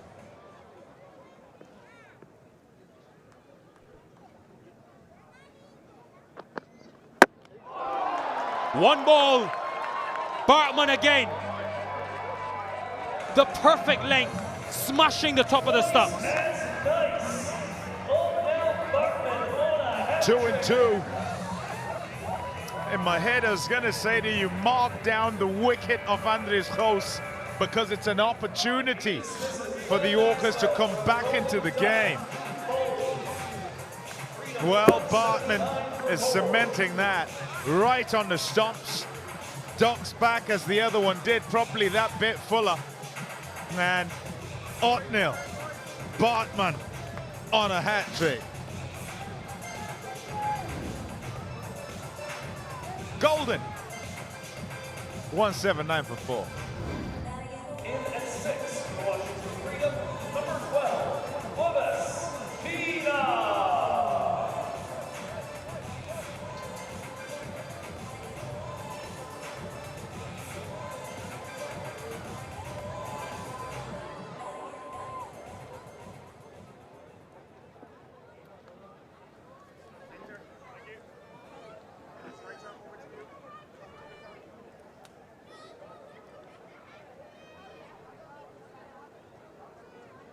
Jacobus Pinar. Jacobus. Sorry. Next time. Hat-trick ball. Keeps it out. Come on, swipe at it. Yeah, he was on a hat-trick. And Pinar was never going to give it to him. So potent. Otnil Bartman. We're talking about him yesterday. Thanks to our Stato Rodders. And it's quite fantastic, actually, his record. The fact that his strike rate's absolutely outstanding. And what's it now? I think it's up to 167 wickets.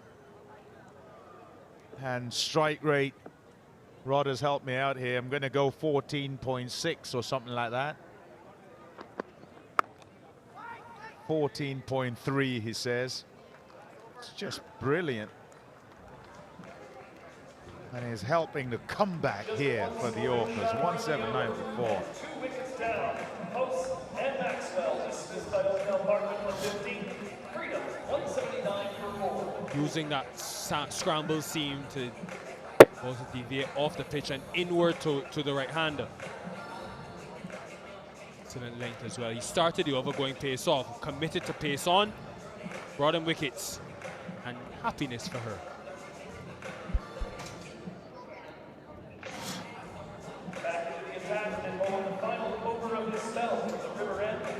There's 5 overs left here, folks, and if there's one man on the field that should be optimistic about this situation, is that man, Shimron Hetmeyer. He was the star last year when they chased down 237. It was right here in Dallas against MI New York. So whatever they get here, the Freedom, it can be chased. Harmeet Singh starts wide.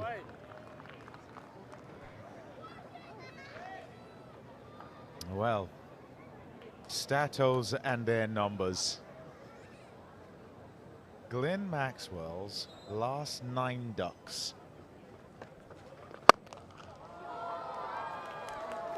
Targeted that straighter option all evening. Mark Chapman, even with the wickets at the other end, he continues the rhythm. And must. Got to make sure he keeps playing shots here. This is a really good one. Having missed the ball before, has got all of that and placed it really well too, away for 4. They can't afford for a lull or a slow down at the back end of the innings. They've got to finish well. The fall of wickets doesn't matter. They've got to be prolific in their scoring.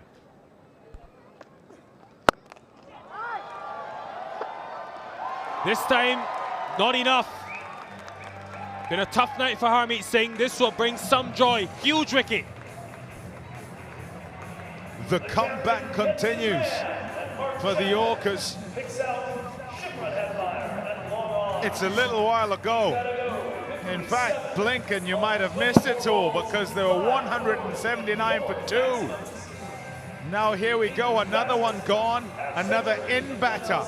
They're now 183 for 5 with the departure of Chapman, who played so well for his 57.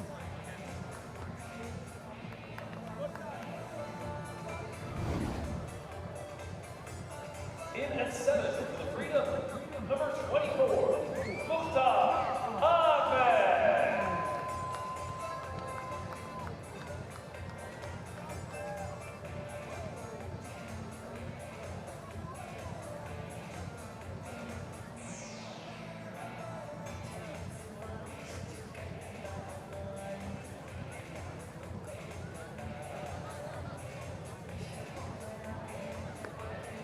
Mukhtar Ahmed saw his power, his ability to finish the innings a season ago. Now in a tough spot. Lost 3 wickets for 4 runs. How quickly this game of T20 cricket can change.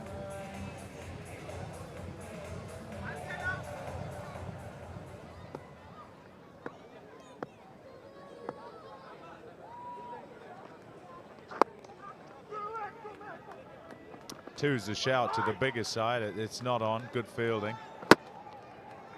But yeah, I was saying last 9 docks. Look at the wicket of Chapman first and get back to it. Trying to clear the fence. Yeah, no, straight away. And Hetmeyer makes no mistake. There you go. Harmeet Singh. Big wicket. The 2 batters were in are gone. 2 new batters at the crease now.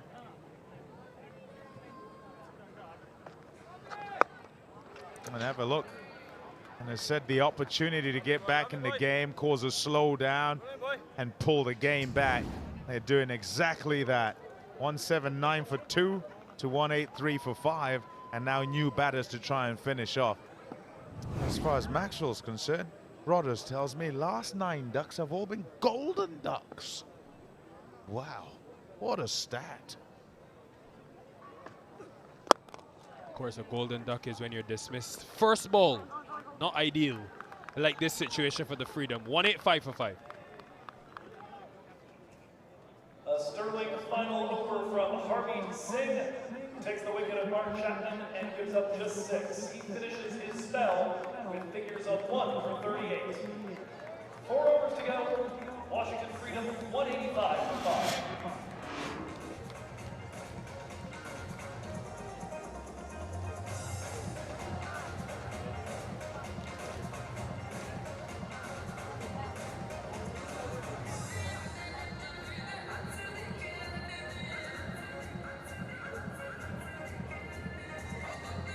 Think about that top order once again. Top 3 or 4 simply have to get the bulk of the runs. They're wanting to be competitive in T20. Oh, now Bartman's got a little excited to get out of the blocks here because he's fired up. He's a couple of key wickets. Looking good. You're looking good, Liam. Appreciate it. That's the variation. You sneak up on the batsman. Sneaky variation. Very good. That sounded sweet. And it has got met. And has gone all the way. Pina. Lovely strike. That is Pina's bread and butter. He loved to sit back. South African, played against a lot of bounce and pace growing up in South Africa. That's his favourite shot. That's in the arc, out the park. I've probably heard that you say many a times, Danny. Lovely shot. I think Bartman might go wide haul, maybe into the Yorker, which he's really good at. I think that's his best option. Oh, what a good catch. Because that was humming. Skidding on with a bit of extra effort from Bartman. Just been dispatched for 6, and it's his 3rd one. Bartman takes his 3rd. Neil Bartman might have disappeared here and there around the park tonight. But he's picked up key wickets in key moments. Yeah, I think it wasn't the best ball. I think it's a wicket, and we'll take that. Sometimes as a bowler, you bowl the best ball, it goes for 4. That wasn't the best ball, but it's a wicket. They get wickets in bunches here, 191 for 6. At one point, it looked like they were going to get 250 here. So the ball inside have brought this back nicely, so well done to the Orcas.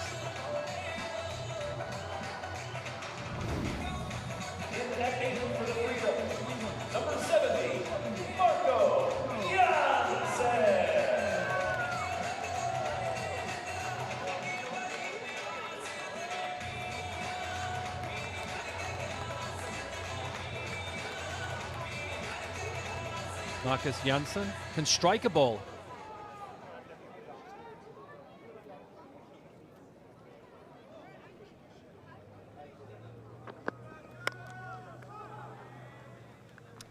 Yeah, he's Mr. Consistent in T20 cricket.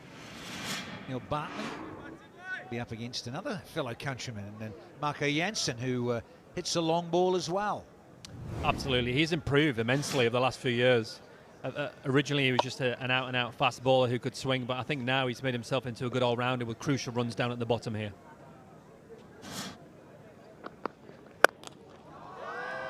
Tries to catch it, but it's a little skimmer. So what do we got? 192 for 6. Looking at projections here. 230, 240 maybe?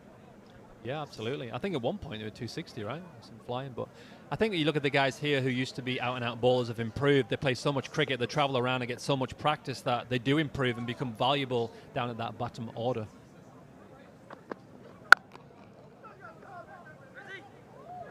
A little hesitation, it was gone if it was on target. They'll end up picking up the single. Not quite what they were intending to do, but the result's the same they wanted. Mukhtar can swing, Danny. He's a guy that I played against in the combine leading up to getting picked for the first MLC franchises, and he definitely throws everything at the ball. He can hit a long ball. I think he's a part of the Kingsman group as well, and he hits some good runs in the minor league cricket, and he can be very deadly. Oh, there it is. Gets another forfeit. 10th forfeit. No one in the history of T20 has been this consistent in terms of picking up forfeits in this fabulous format. Then Oatnell Bartman, take a bow, buddy. Do the Bartman. Oh, he has. He's got another one. One way to stop runs, Danny, is to take wickets, and that's another forfeit for Bartman. As you said, Mr. Consistent. He finds a way to pick up wickets with his skills, his death ball, and his mixed up and his hard length. Marco Jansen goes for 1 off 3 balls. The score is 193 for 7. In at 9, the Freedomers, number 22, Ian Holland.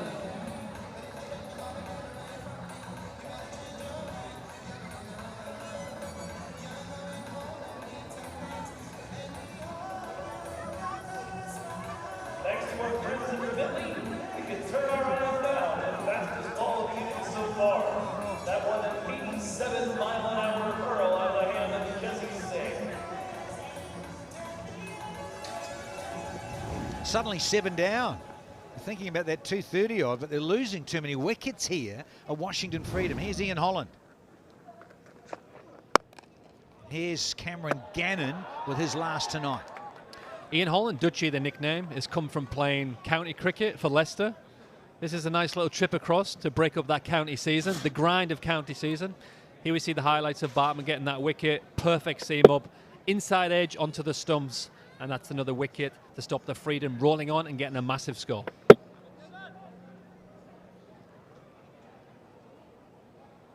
It's been enlightened that Bartman has got a forfeit every 12th match. That's extraordinary. What a strike rate. Oatnell Bartman. It's a nice length. That's a better shape for Gannon here, tightening. I got a question for you, Danny. Would you rather be at Grace Road running into the wind in county cricket, or in Dallas playing a bit of T20 franchise in the Cognizant Major League Cricket comp? With the FIFA Football World Cup on to boot. Yeah. Thrashing down a couple of fat T-bone steaks and a cold one. I mean, I think we know who it would be.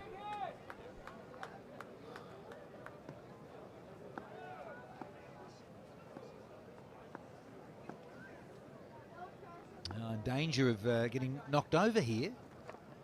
The Freedom, that is. Bowled out because we're still after this. In fact, we've still got 2.5 overs to go. I think they're looking to bat this through now. These guys can still smack the ball. 196 for 7. Here we have Bartlett, the highlights, picking up his wickets, smacking the length. Some huge wickets here. Picked up Maxwell, picked up Andre House. Also keeps breaking that partnerships. The key is in T20 cricket to pick up wickets to stop that run scoring, and he's been outstanding again. 4 for 33 off 4 overs. Very, very good.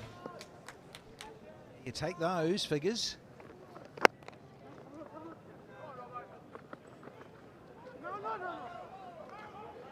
Just checking there.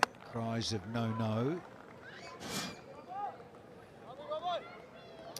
Yeah. In terms of lengths, first spell disappearing a little. Suddenly that length change. What a difference. I think that's the thing here. It is a little bit. It's a good pitch, but it still shoots, so it might stand up, and it shows you he's smacking that length, 8 meters, 6 meter, and he's been very successful with it. Yeah, like that. A little bit more into it. Not too short, not too full. Going to hustle 2 here. Tightly. Make it. This is not a bad time to bowl if you're Gannon. A lot of the big wigs have gone out here. Obviously, still some excellent batsmen at the crease, but I think they're looking to give themselves a couple of balls, and the last 2 overs they're going to thrash at it and try and hit a few boundaries, take it up to maybe 220, 225, which is still a great score on this wicket.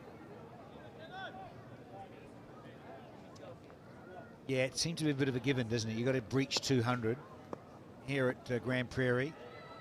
Sure, the pitch and the boundaries. Not the biggest, as we know. Going around. 200 breached. Taken 18 overs for the loss of 7 wickets. Washington Freedom. 207 with 12 balls left to fill in the total.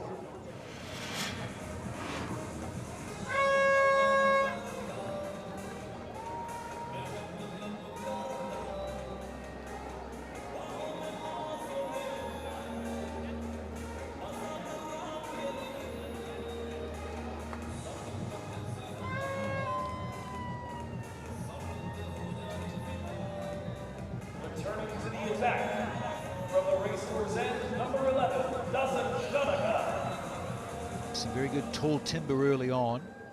Some wickets and then some more tall buildings and then a cluster of wickets thanks to Mr. Bartman and co. Shannock has missed his run yet again. Nice little stat. This is the third time the Orcas have conceded 200. They won the previous two. It's a pretty impressive effort. Bounce back. Those in green. We'll reload this one, Shannock. Yeah, after going for a hiss and a roar, 5 wickets for very little runs is a very good achievement. Wickets, Danny. Wickets are key. We know that. Amazing ball by Bartman picking them wickets up. You look at Shanaka here, mixing up his skills, a bit of wide haul potentially.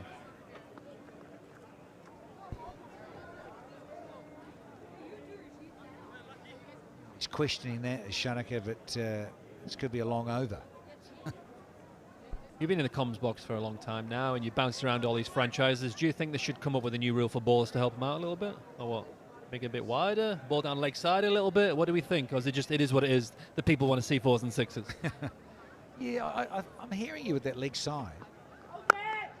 Just that little bit, yeah, there is that little blue indicator for the umps, but again, that's at their discretion, isn't it? The hard thing is that you don't want to slow the game down too much because it's fast and furious, and that's what people want. You just wonder about that sometimes. Conjecture around the leg side wide. Oh, that was tight. That was really tight in terms of running here, and oh, I think I'd have just made it. Knocked it and got home.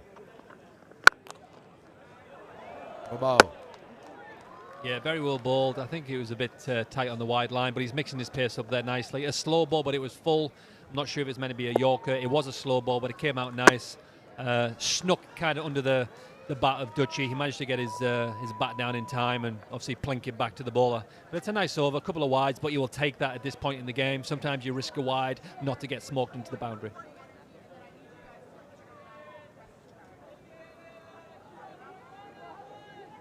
Yeah, we've still only had 2 legitimate deliveries. Get through the overs, gentlemen.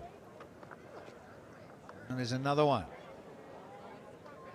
See, he's trying to be tight with that blue line, which is the gauge for the umps as well. Just getting it frustratingly a little wrong here. It's Dashan Sanak.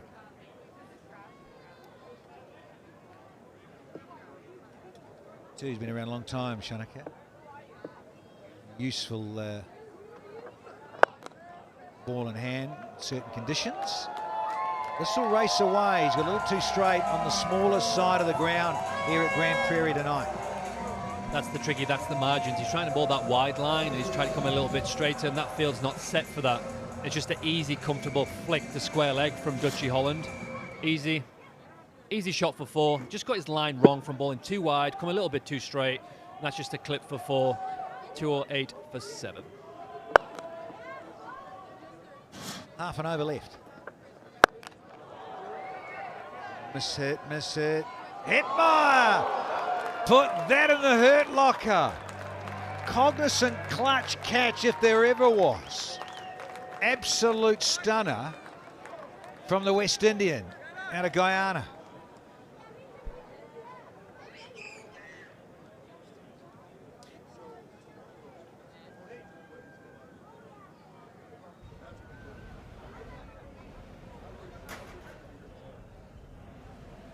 Maybe if Wayne Knight's check this out.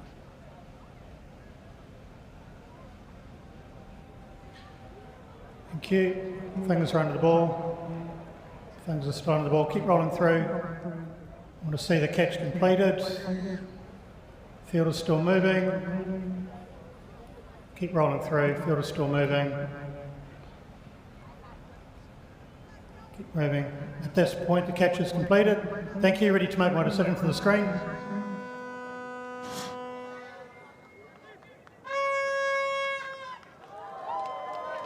Comfortable catch in the end. He got his fingers underneath that. The ball did not touch the turf. He's very athletic in the deep there. He takes some beautiful catches. Good bowling again. He's bowled a few wides here, but he's been mixing up his pace. A couple of good Yorkers, a few wrong. dug into the pitch there. It was actually, I think the batter tried to hit that too hard. It was actually perfect there to hit that line drive, that baseball shot, you know, down into centre field. Good catch.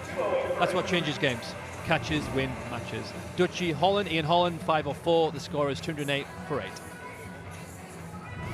In at 10 for the Freedom, number 69, Lucky Ferguson.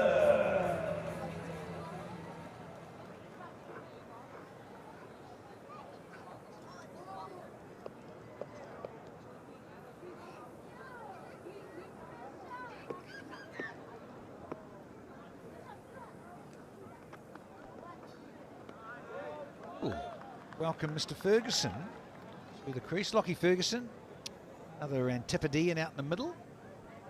Yeah, he doesn't bowl good pace there. Like, he's a natural, like, mixes his paces up, a little skiddy, gets up to 130. I think the pitch is dying a tiny bit, mate. I think it is. I mean, it is still a good pitch, but I think it's not carrying through. That tennis ball bounce is not kissing through, and it is kind of dying. He's not rapid, but he's got enough to hit the keeper, and that one just didn't quite carry.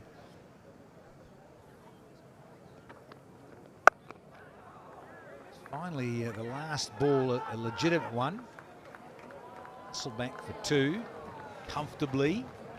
A very long over comes to an end. There was a wicket, 3 wides and 10 runs. It's 2-10 for 8.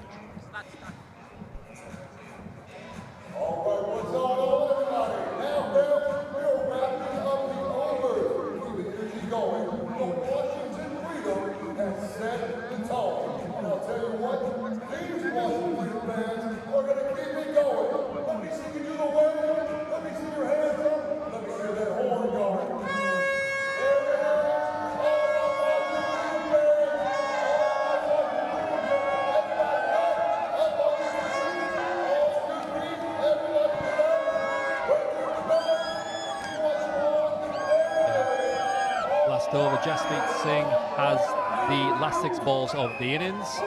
Washington Freedom 210 for 8. Potentially get a 10-15 to make this a really good score.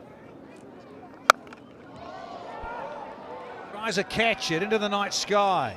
Went up a long, long way. Is it Robinson with a safe pair of hands indeed. So another one bites the dust here for the Freedom. Has to go for that. That's the shot. Cross seam delivery. Actually, Skinner. It's actually there to hit, but it's the toe of the bat. He just leant away there. He didn't fully. He did commit to the shot, but I think his weight was a little bit back and didn't quite get that middle of the piece of the bat. It is a longish boundary out there, but normally if he hits the middle of the bat, it's going to go the distance. A wicket for Jesse Singh. 210 for 9. Yep, 9 from 9. Mukta's out of here, and the Freedom are now 210 for 9. In at 11 for the Washington Freedom, number 20, Sora Netravalkar.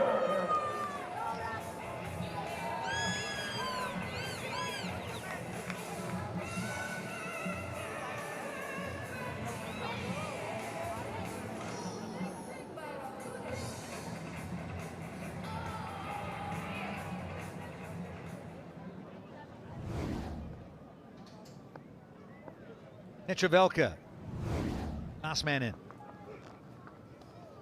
You can see why. I think he's got nothing to lose here. It's like, just get off strike or try and get a little sneaky edge. Here we go on screen. Mukhtar's tried to smoke the ball. Hasn't quite got it, and obviously caught out in the deep. A good wicket for Jaspreet Singh. And it stops the Freedom rolling on. We thought they were going to be maybe 240, 250 at one stage, but they're keeping him down to 210 here. They're going to bat through, maybe get 215, 217, and the Orcas are looking to strike to finish this game, this half up quicker. Glenn Maxwell. Recent times, he's got so many first ball ducks. It's not bad. Wow, Netravalkar. First one, there was all just fresh air. This one, he's connected beautifully. Very good shot. Give himself room there. Talking about the big show, very similar style, mate. You know, that front leg, is it out the way? And just into out, sliced it past wide mid-on. Beautiful shot. Off his feet as well, mate. Wow. I said, Maxie, that's how you do it, Chief. Slogging across the line. Texas rodeo slap that, mate. Beautiful shot. Maxi's impressed, Ponting's impressed, even Steve Smith's very impressed with that shot from Netravalka. Well, you're going about every run helps. Pushing it up towards 215, half an over to go. And they make use of these last 3 deliveries. Searching Yorker. It's Jasdeep. Take one and be happy. It's back over to you, Lockie Ferguson. I think if number 11's coming in, you've got enough pace here. You're bowling 85. Why are you not trying to attack him? He's looking to hit offside. You've got a massive field on here on the left side of the screen. Why are you not trying to take it? Either take his poles out or attack him. Bowl a quick bouncer, make him get away, make him uncomfortable. Get him off strike. Well, Lockie's the same. There's a chance here to intimidate, bowl the bouncer, be aggressive, and finish it off.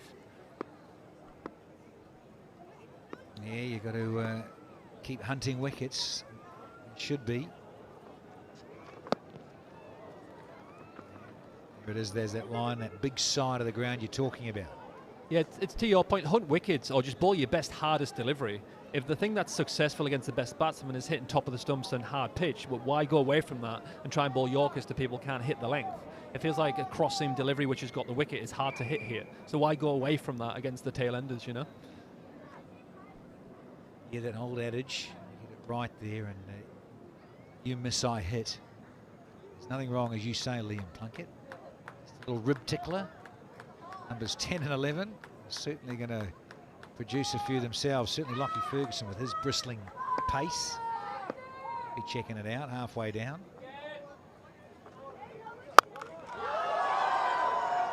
Oh, he hit it sweet enough, but it's all out, all done. The Freedom do get bowled out. After such a rip-roaring start, they were 1 for 82 when Mitch Owen was cranking along. Now, they actually get bowled out bang on the last delivery of the innings. Wasn't a bad strike either from Netravalka. Just couldn't quite get enough elevation and timing. So all out 216 are the Washington Freedom when they really were. Look at getting 230, even maybe 240. So a good comeback here from the Orcas, no doubt. So you can see why there's some smiles on the faces and keep fighting. Adam Voges, the coach of the Seattle Orcas, a bit more of a smile, but the Freedom, you look at the top there, when Owen got going very rapidly, and that's 61 from 25, and certainly a little bit of Steve Smith. He couldn't quite get into overdrive, and he was out for 24. Then 57 to Chapman, Host 35, and then single digits all the way down. Looks like a telephone exchange number, 0791525. Leave a message, we'll get back to you very soon. And there you go. 4, look at that. 4-3-2-1 with the wicket shed around. Bartman the standout. 3 for 44 for Shanaka. Justy gets 2 for, and 1 for Hamid as well. Gannon's gone around the track again here tonight for 50. But still, good fight back for the Orcas. It's time to catch up with Aman Patel. Here with O'Neill Bartman. 4 wickets for you tonight. What went well for you out there? It's Owen went in the power play. Obviously get away with us for a little bit in the power play. We always know it's tough in the power play, but we always knew in the middle period when the ball is a bit softer and the wicket is a bit slower, you have to make pace. But you know that you have 2 world-class spinners in your team, so you can slow the game down. Yeah, they had 82 runs at the close of the power play. What was the message like at the drinks and get back in the right spot? Obviously to the dot balls, bring the run rate down for a little bit. Obviously goal your best ball, I think. But like I say, the guys, it's a great effort to restrict them for 220 or for 217. Obviously, I think they were 10-15 runs short, but we take that. Yeah, we saw 200 plus chase yesterday. What's the key for your batters tonight? I think partnership is key. Obviously, if 2-3 good partnerships, we should go over the line. But like I say, the wicket is a good one. Obviously skidding on a little bit now, so like I say, partnership is the key. Thank you so much. Well done today. Thank you. Yeah, well done indeed. 4 for. Very good comeback here from Bartman and co. Rightio. So they need 217 from their 20 overs. Don't go too far away. We'll have the reply on the other side.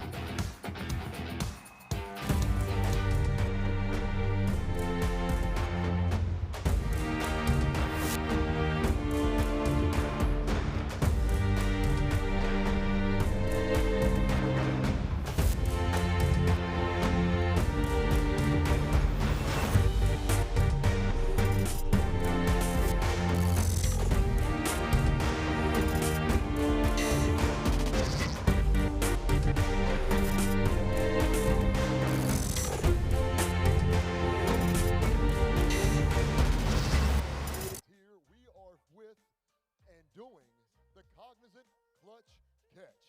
And I'm with semi-amateur professional cricketers. Tell me your name. Dano.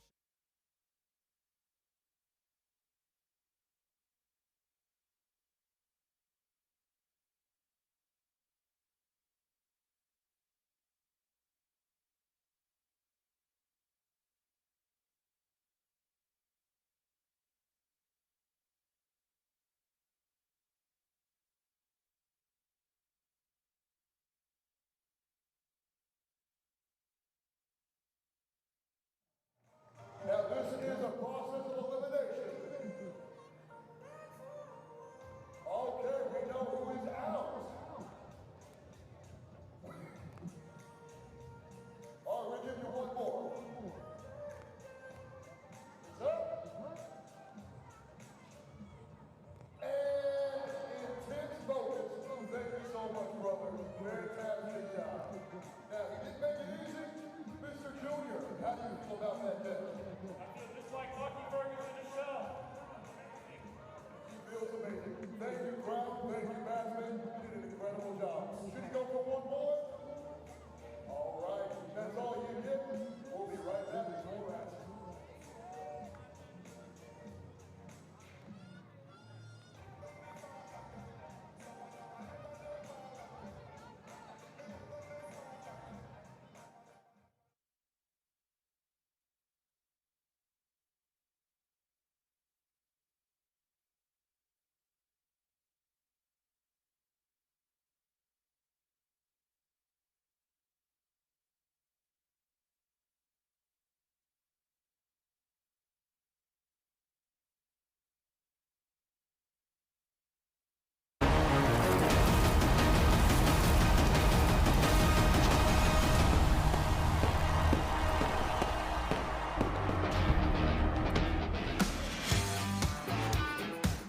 Well, topsy-turvy innings to say the least. We saw a bit of everything from the Washington Freedom, a flying start driven by Mitchell Owen, followed up by Mark Chapman, both with excellent 50s and a good contribution from Andreas Geus, but then a collapse, well, of epic proportions.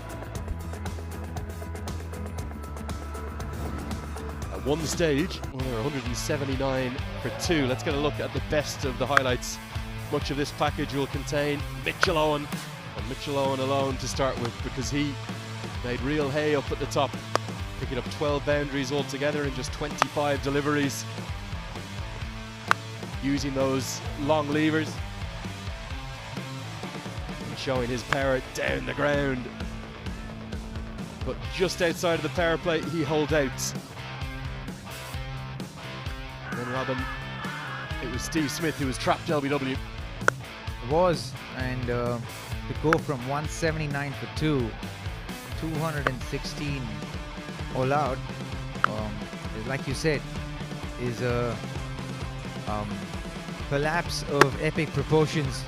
Otniel Bartman was just absolutely on the button. And he didn't do anything special, just kept it wicket to wicket. And they kind of punched the panic button there, didn't they? It felt like that was the big moment, the dismissal of Glenn Maxwell. When he went first ball, then followed straight after by Chapman, well then it was like a house of cards coming, tumbling down. Credit to Bartman.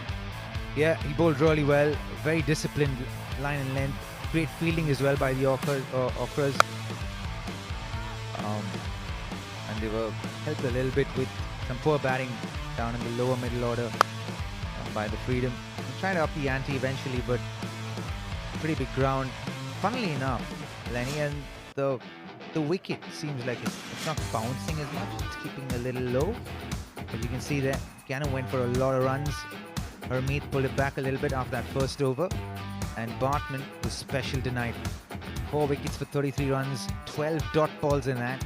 Shanaka was good as well. It was expensive in the end, but 3 wickets and got important wickets, especially after the power play. And Jasdeep contributed as well with a couple of wickets. About time the bowlers had some joy, to say the least.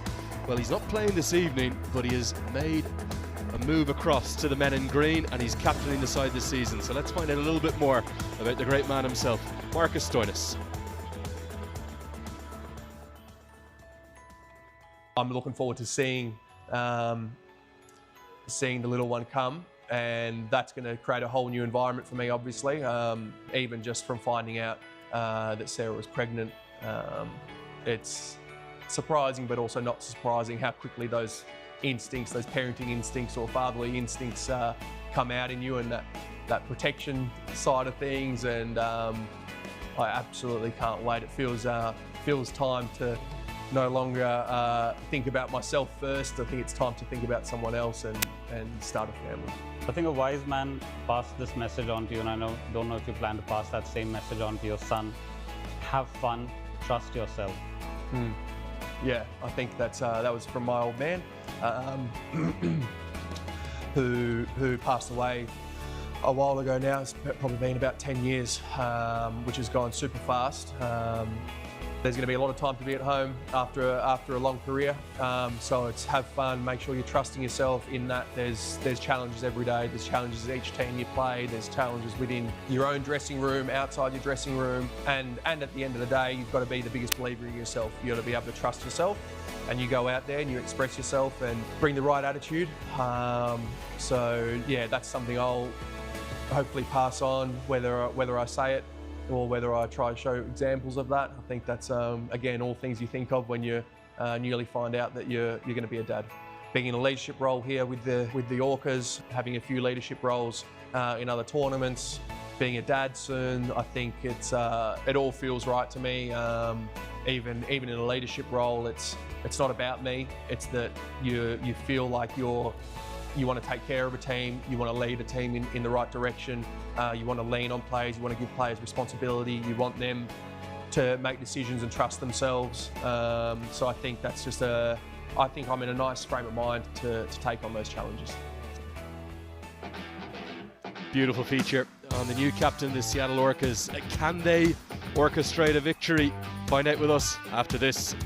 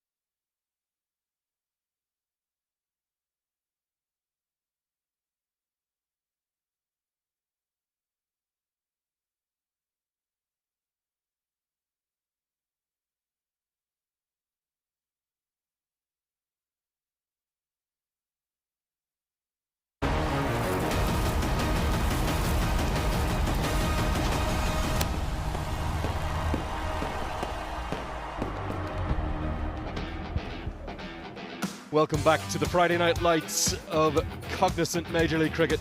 It's match number 3 of the season on game day 2. And the Orcas, having been unable to defend a big total last night, their second appearance of the season, are looking to hunt down a big one. And Tim Seifert and Shaihan Jahangir are in red-hot form, fresh from breaking a 4-season-old record for the highest partnership for any wicket in the history of MLC.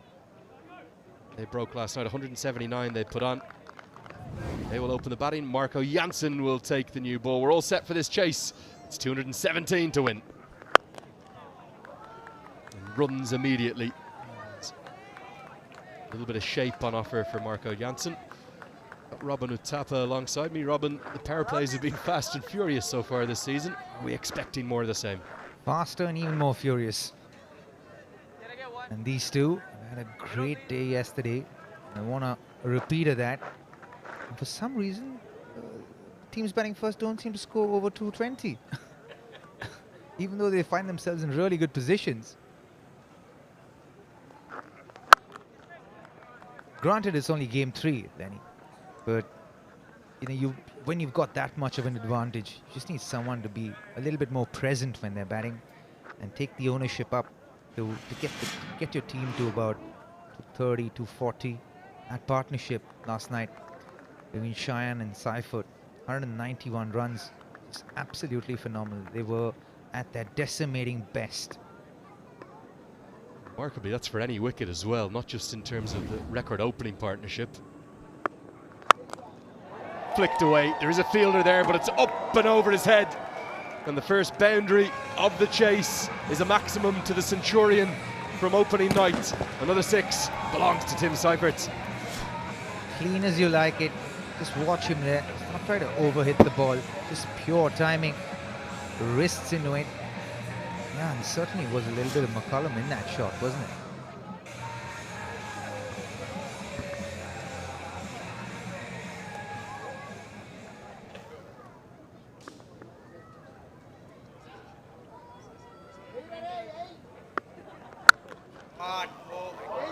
Beautiful, crisp back foot punch. Maybe an even better looking shot than the last one. Right out of the screws of the bat. This is a keeper batter in real form. Good golly, how well did he hit that? Oh my word. That was timing written all over it. Yeah. Delighted. Oh, his teammates. The man on song.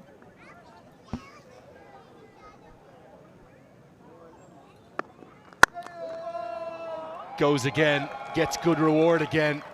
3 consecutive boundaries belonging to Tim Seifert. Bang, bang, bang. They're off in a flurry. Yeah, wave them harder. This man is on a mission here.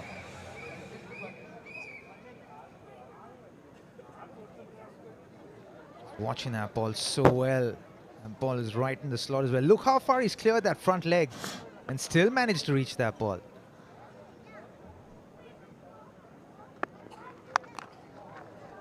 Gonna be 4 more, and it's a 20-run opening over for the chase.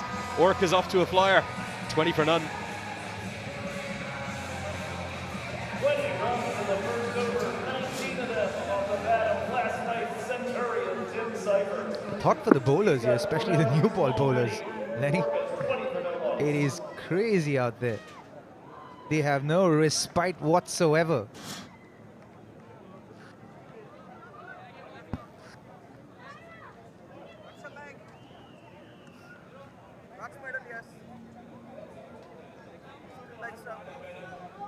Opening the bowling in the river end for the Washington Freedom. Pair of southpaws opening the bowling for Washington Freedom.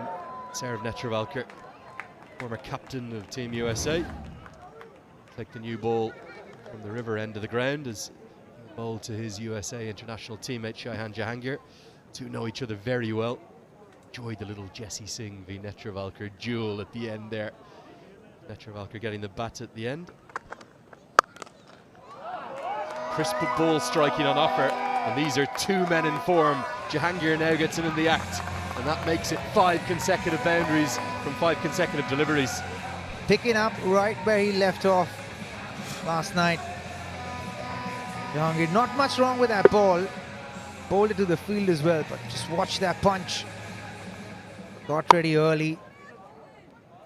Just hit it so sweetly.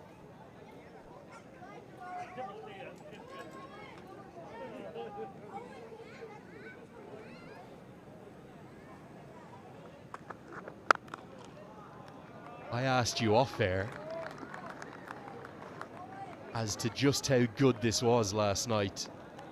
Tim Seifert at his very best, a change in colours, and he responded, the debut in green, with a marvellous century. He was phenomenal last night. Just clean hitting. Just batted through as well. And batted so well. Has been doing so for the last couple of years.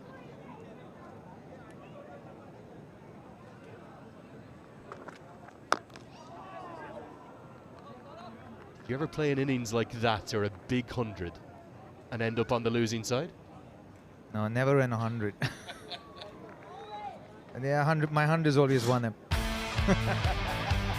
This was Shaheen Jahangir. He was also on the losing side, wasn't he? Remarkable to think of a 191-run opening partnership.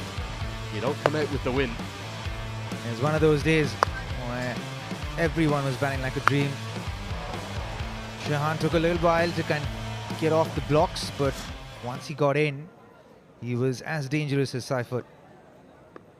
He actually accelerated beautifully, didn't he? That sort of 30 to 60 run phase of his innings. There is such purity to this Grand Prairie surface that you're always going to get good reward. But great game awareness from Glenn Maxwell. Even though he was out at long on, he sprints around to cut off the boundary. Yeah, good field awareness that from Glenn Maxwell, bringing his experience to the fore. The moment he left the bat, you felt that was 4. He was standing slightly more straighter and long on.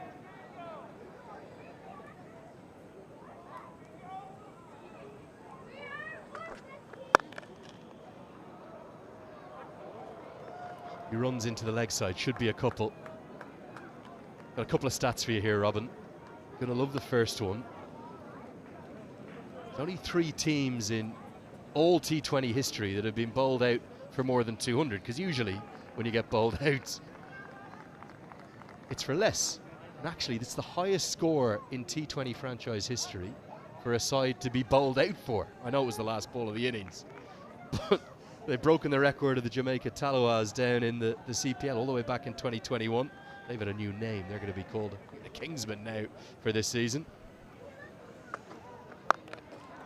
That's picked up a long way and maybe going to go all the way. Might have a boundary check here because the fielder had drifted in. Is it 4 or is it 6? My first instinct was 6, but it was really close. They will check it with the third umpire. Jahangir seeing the ball well and striking it even better. Because of the boundary being so big, the fielder was about 10 meters in. I think it just pitches in front of the Toblerones there. Yeah, looks like it's a boundary. We'll call that, Lenny. I think probably going to be given as 4. That was my initial leaning. Mukhtar Ahmed definitely getting caught out of position. It's really marginal, but probably just bounces in front of the Lexus cushion. I'll tell you what, that's very annoying as a batter. If you feel like you've hit it well enough for it to go for a 6 and falls centimeters in front of the Toblerones. 32 for 2 after 2.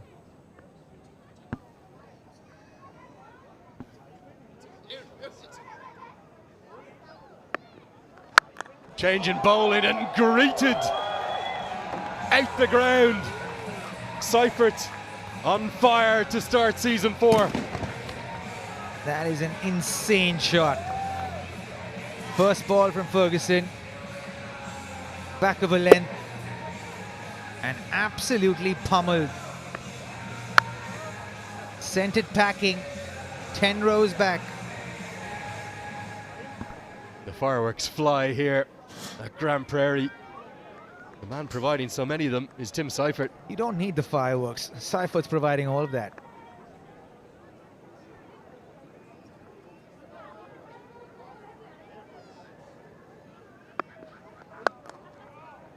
They'll train the corners, protection it there. Second stat I had for you, Rob, and you're going to enjoy this one. He's had a change of side. His first season ever in Cognizant MLC, played for the San Francisco Unicorns. All of last season, he only tallied 114 runs. In a night and a quarter, he's already gone past that this year. Well, that happens, isn't it? Doesn't it? That's cricket for you. You ride the wave as much as you can and have faith when the waves dull down. Last year, he averaged just 22 with a strike rate, remarkably, of only 105. This year, well, tonight he's striking at nearly 350. As we see a remitly speedy delivery, as you'd always expect from Lockie Ferguson, up at 87 miles an hour. This year, averaging over 100. Looking so good. Yeah, looking really, really good. Bit slow, I think, compared to last night. It's 350.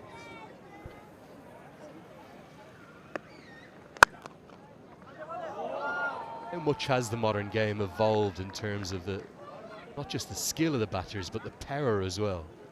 I think the power's always been there. I think just something was there to be unlocked in batting. And if you see the evolution of the game, Lenny, just over the last 5 or 7 years, the game's evolved like 2 or 3 folds. And it's made strike rates obsolete, so to speak.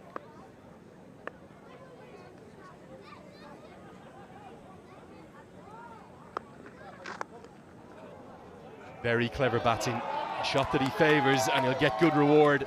Almost may have come off the toe end of the bat, in fact. But everywhere he goes, he's finding the rope right now. Yeah, it is flowing from his bat for sure. And got there very, very quickly. From the toe of the bat. Like the English fellows are coming with some extra punch nowadays. He was anticipating the ball outside, more on the leg stump, because that's the line that Ferguson is bowling to him in the over so far. So want to place himself in that position where he can manipulate the field. Goes again, and even Superman Glenn Maxwell can't cut it off. Seifert, well, he's putting on a clinic here. 48 for none. 16 off the first Robbie Ferguson over. 14 of them coming off the bat of his fellow. Strike rates just continue to spiral out of control. What is the ceiling for them? It's a spiral upwards. That's what this is. But if you just look at the biomechanics of batters nowadays, it's so different from what it used to be even 5 or 7 years ago.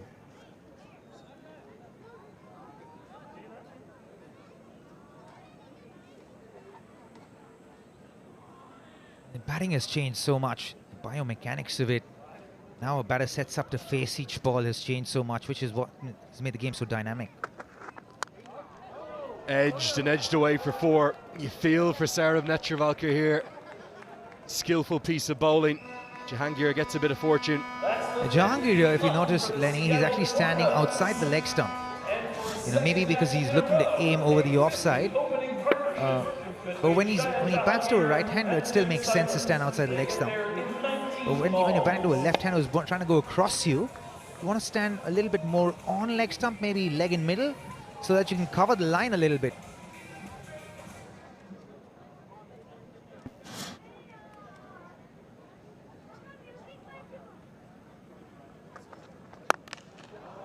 Straight to the man, and Maxwell holds on. Netravalkar has his man, his USA teammate, and finally the freedom of something to hold on to. Yeah, first wicket for Netravalkar. Experienced campaigner. Done really well in Cognizant MLC.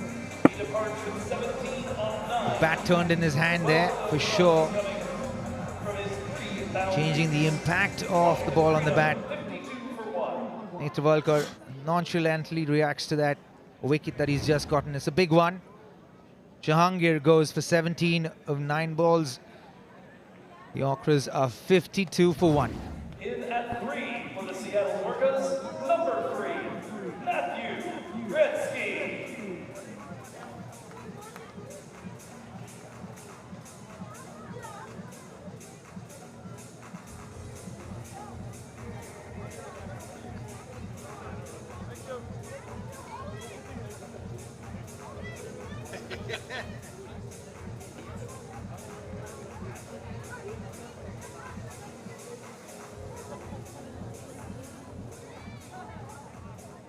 Matthew Gretzky to the crease. South African comes in at number 3 and he's been given, well, despite the innings only being 19 or now 20 deliveries old, a magnificent platform to start with and to build upon.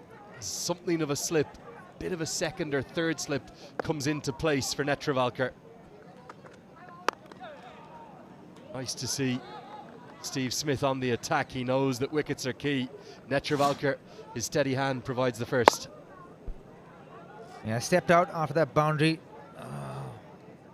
Trying to hit him over the leg side. Just managed to hit a Superman there at mid-on.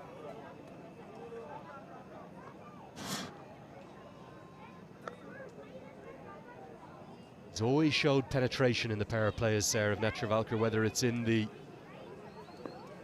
dark blue of Freedom for Team USA. Outstanding.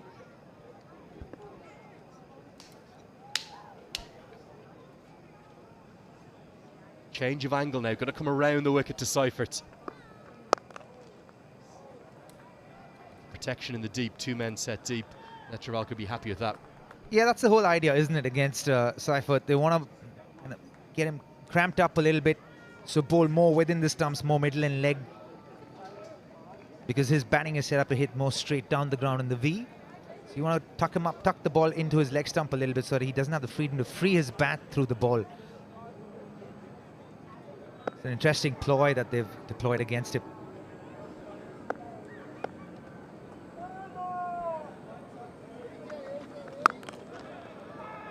Going to take on the quick single. Good piece of running. Power plays so far this season. I know, as you said, Robin, we're still early in season 4, but 57 for Seattle on the opening night, trumped by TSK's 89. Or a bridge game earlier at the end of the 6-over mark, it was 70 for 1 for both San Francisco and LAKR. And Freedom were 82 for none just an hour ago. So I'll tell you, when I retired in 2022, we got to 60. We did a fantastic job in the power play. Well, that's changed very quickly. Didn't last very long. The record in MLC history is 90. Still maybe a chance that could go this evening. It'll certainly go some point this season, you'd imagine. End of the 4th, it's 57 for 1. Yeah, the benchmark has moved. The benchmark is transferred to another pin code. Gotten off to a great start here. Freedom also got off to a flyer. But were derailed the second half of the first innings.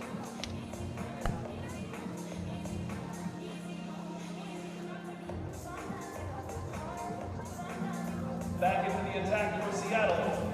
Number 70, Cognizant from the racecourse end. 160 to get in the next 16 overs. Marco Jansen, after that first over, went for 20. Is back into the attack.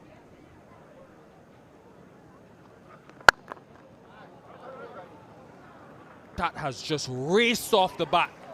Matthew Gretzky, a strong offside player. Hello, Annika Cullen.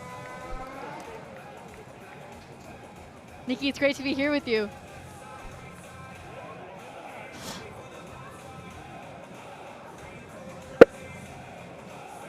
Yeah, it's a brilliant piece of batting. here from the Orcas end. Already got that first over from Marco Jansen and just continuing to put it away. So really good from the Orcas batting department.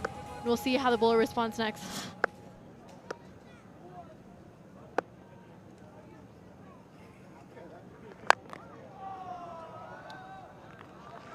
They'll be pleased, the Orcas. I know they've lost Jahangir, but last season, opening partnerships was an area of massive concern. They tried 4 different combinations, averaged around 20. Already 191 last night, and now 52. It sets the game up for that powerful middle order. They still have to come. Hetmeyer, Shanaka, Tim Robinson is in tonight, who's versatile, can bat anywhere in that top 5. My word. Love the way he holds the pose after the shot. Yeah, it could be a simple single, as you see in a scoreboard, or if you're watching this live right now, but the positive manner in which our batters here in the Orcas end are doing is absolutely amazing. It leaves such an impact.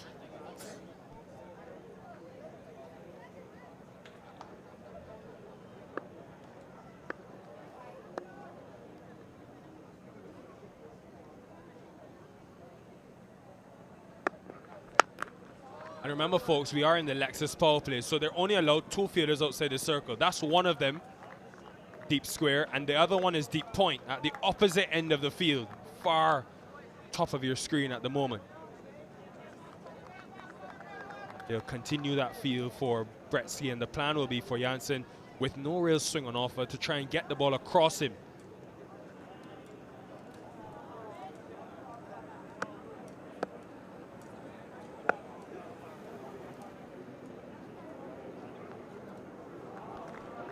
To lengthen this over.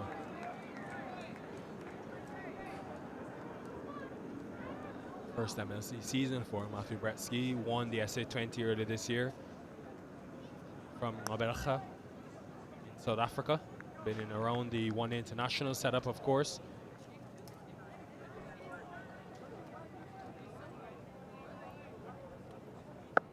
Yeah, it's interesting to see the different lengths coming out of Marco Jansen's hand. Trying to see and trying to just predict what the batter's going to do before you bowl it.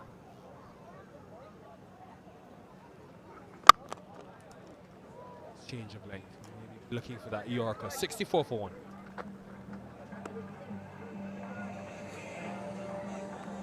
Very tidy over for Marco Jansen. 7 from it.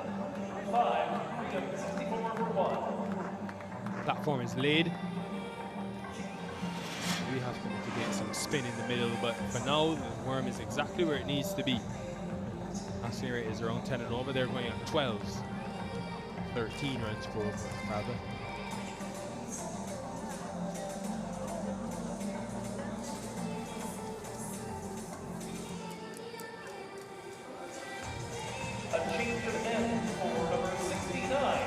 Final over of the Lexus power play to come. They got 82 for none, but then of course had that massive stutter towards the last 5, so that will be accounted for by the Orcas, who themselves ran out of steam at night to go against Texas Super Kings. Here's Lockie Ferguson again to close out the power play.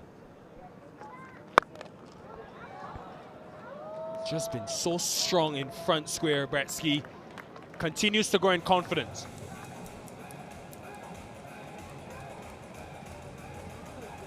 Yeah, it's great to see Ferguson coming in strong, but just didn't have the field for exactly where he was trying to bowl, and the batter just pounced all over that.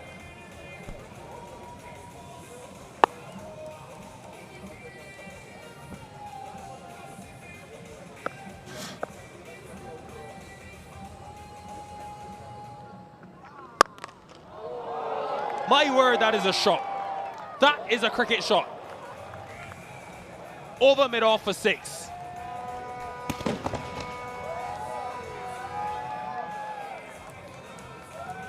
And I reckon it's caught there by a person in the boundary, so Orcas having a good time, fans in the crowd having a good time. It's just positive cricket all around.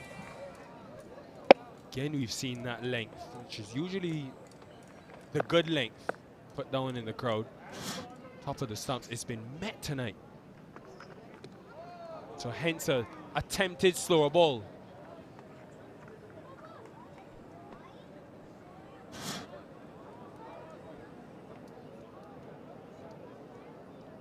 middle of the bat, Anika, like you do when you're batting for the USA. You know, Nikhil, that's the goal, always. Confirmation there, it was a knuckleball from Lockie Ferguson, something we saw from Bartman in the first inning. Pace off again and wide. Just looking around this team, Anika, I think when they won this tournament in 2024 under Steve Smith's captaincy, it was their bowling that won them the game in a batting-dominated season. They had assembled Nachavalka, who was at his best that year. Marco Janssen was there, so the two of them controlled the new ball. And Ferguson was that enforcer in the middle. 10 wickets in that season for Lockie Ferguson.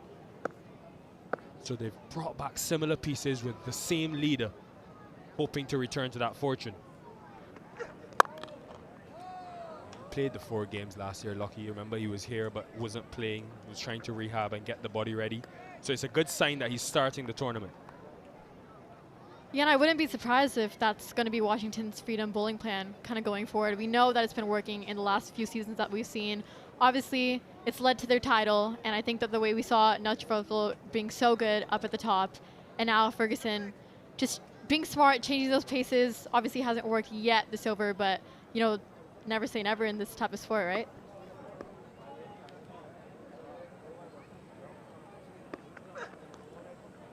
Again wide. This time though, wide but inside of that guideline. So legal delivery.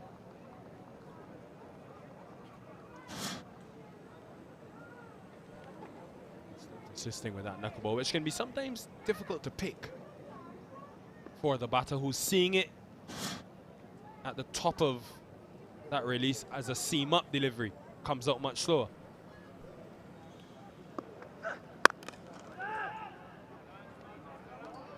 "36 wickets that season, Anika, between Nachavalka, Janssen and Ferguson when they won this tournament. Yeah, and you obviously see why. I mean, there's so much experience going on in this team. Like we saw earlier with that 6 going over his head just a bit, you can see that he changed his length to kind of a wide Yorker, or just one where the batter can't get it under his bat.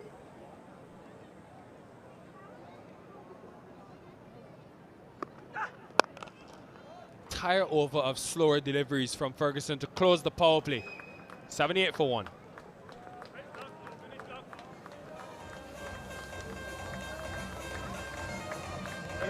That concludes the Lexus power play. Up to 5 17 to get one stage in that first innings. At 125 for 2 after 11 overs, we thought could be 240.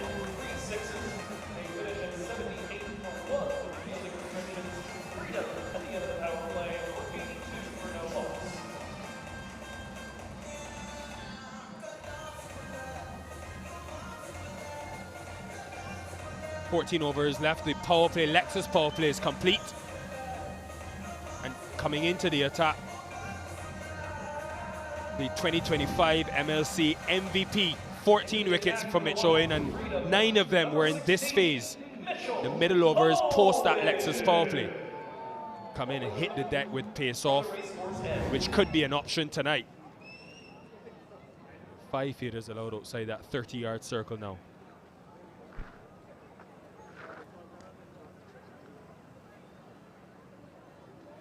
Tight, connect, and exactly where the where the Orcas would want to be.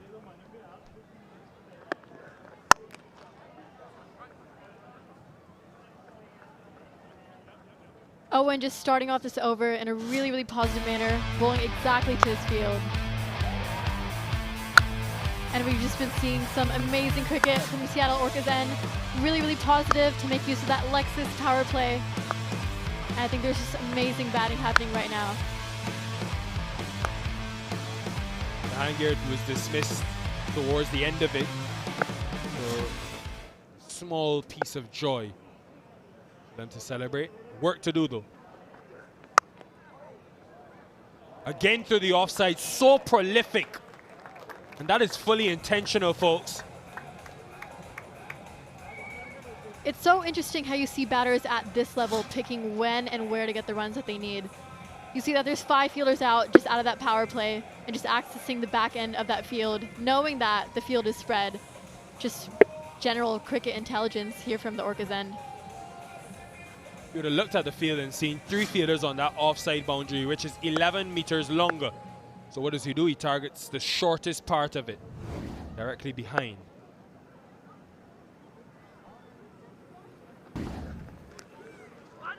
Try to fox the freedom by going the other way. Wasn't to be.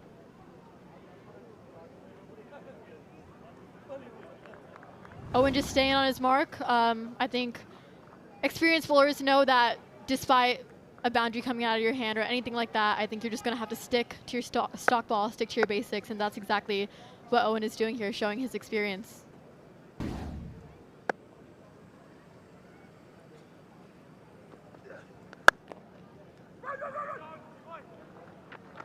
Most runs the Freedom have ever conceded in a Lexus power play. The key for Seifert, who's got the benefit tonight of knowing exactly what he needs, because he ran out of steam last night. He was 15 off his last 12 balls when he was nearing that landmark. The intent was still there, but he wasn't finding the boundary with a great regularity. It's the beauty of Bretsky as well. He's come in, he's striking at 192. So not only Seifert is the one that has to try to find the boundary, and they're well ahead, 13 runs and over at the moment.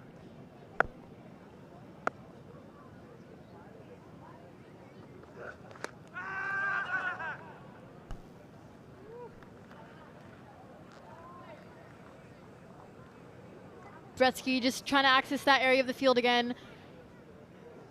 I think the thought process behind that is that there's no square leg in at this mark, but like I said earlier, Owen just holding his fort down and just making sure the batter is in his control rather than just getting overpowered. It's an excellent point, Anika, because they've gone so offside heavy. Look at the gap between mid-wicket and fine leg, right of screen. Yeah, they've now, and then Owen doesn't have much room for error because of this plan. Right, the MLC, Cognizant MLC is heating up, folks. You're only in day 2, and we've got so much more for you. First look at MI New York. They'll be playing this Freedom team tomorrow night. Before that, home team, Texas Super Kings against the Unicorns. We've got games in Oakland, we've got games in Pomona, Los Angeles. Nice bowling to the plan by Mitchell, and they'll take that 9 from the over. He's 7 for 1.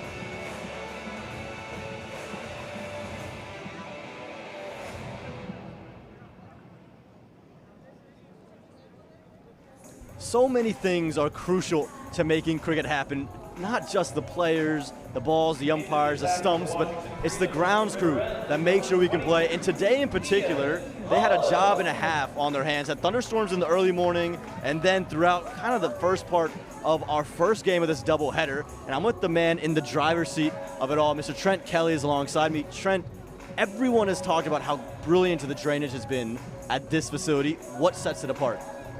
What sets it apart is David Agnew, who first came over here and put the design together. He's the head curator for MLC. He worked with the contractor to come up with a world-class design for the drainage, and he's able to take lots of water in a short amount of time. And today it worked really well. We had some thunderstorms this morning, and now we've played 2 games of cricket, and it's been 2 awesome games, and yeah, all credit goes to Dave Agnew for setting all of this up initially. Yeah, there's so much talk about this wicket as well. We've seen so many runs. How hard has your team worked together to make sure that these games have this kind of X factor to them? Oh, the ground staff team do an amazing job. Marcus, Pat and Vinu, we've been working really hard together in the last couple of weeks. And yeah, just everyone puts in, but not just the ground staff. We get help from the whole MLC team. So it's a great vibe, great atmosphere, and we're getting some great results over the last couple of days. We got 3 consecutive double headers. What kind of strain does it put on you guys, and how much do you guys have to put into it? early mornings, late nights, yeah, 16, 17 hour days, but it's all really good fun. And at the end of it, to get really good results, good cricket, and it to go global and be world class is really important. Well, Trent, you've done a terrific job. We've got quite the chase on our hands ahead of us. Back to you guys upstairs. Thank you, Aman. Thank you to Trent. Dave Agnew is in Oakland, so Trent has been holding it down and has created a couple belters for the batters to enjoy for these opening 2 days. Bowlers will come into the game soon. If you're skillful like an Ian Holland who's got these variations, Anika, you can more than survive. You can take wickets on these types of surfaces. Definitely, and I'm sure that's what the Washington Freedom are going to be looking for. If two batters are settling in, that's what every fielding side and bowling side are not going to want. So getting those variations in and trying to set the batter up and going for a breakthrough is definitely what the Freedom are going to be planning right now.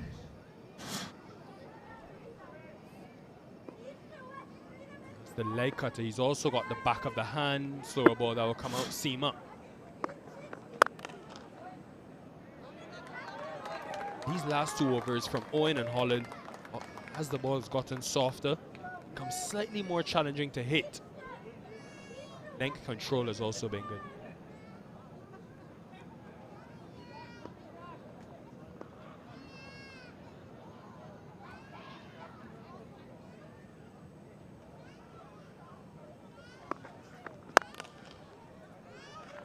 Execution again from Ian Holland, 95 for 1.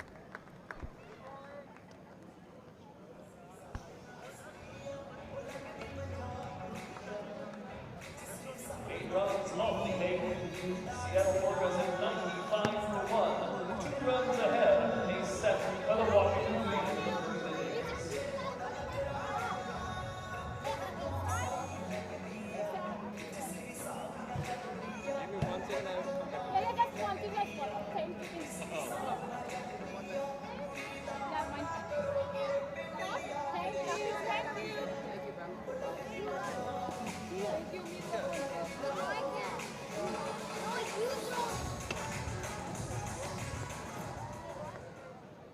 $95 for 1.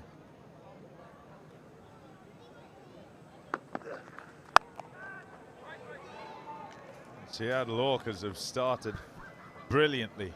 Once again, rate of scoring pretty good. It's come down just a touch. However, you expect that with the fielding restrictions falling away, there'd be a semblance of control found by the Washington Freedom. Have to come back into this game, and doing so actually.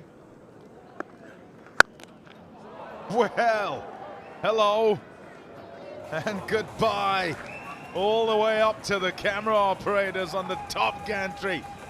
6 runs and brings up 50 from just 24 balls. In bludgeoning mood is Tim Seifert. Yeah, he's in a hurry, isn't he? Pocket rocket from New Zealand. Look at that, 92 metres, just over 300 feet.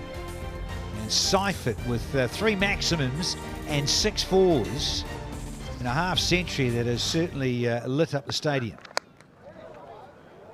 Got it through. A glove on it, might have slowed it down a touch, but not enough for Netravalka to catch up with it.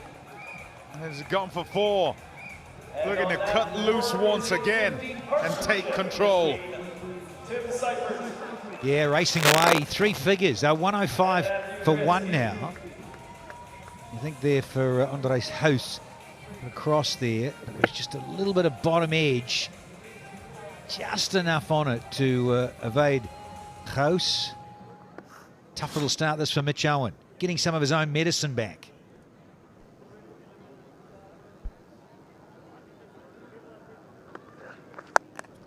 Oh, goodness. What striking. He really does pack a punch. With regularity, the ball flies off into the night sky. A 4th sixer. Yeah, and it's got the bowler and the captain, Stephen Smith, a little concerned here, so they're coming together. having a discussion. But wicket keepers every night of the week, cutting you on the offside and then sitting down and sweeping over the other side, the leg side. So good. Bottom hand and fast hands. Yeah, a lot to think about for Ricky Ponting and co. Brains Trust there of the Washington Freedom. So lots of arm waving and movement of fielders here for those in blue.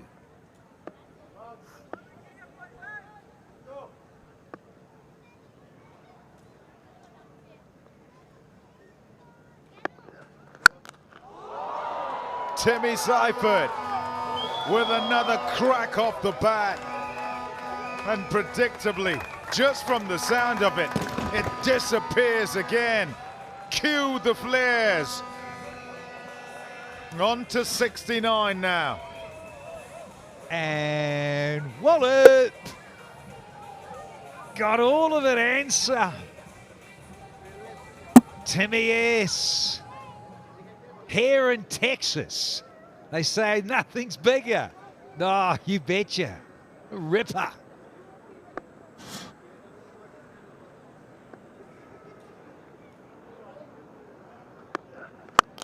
Bang again. Out the park again. Oh,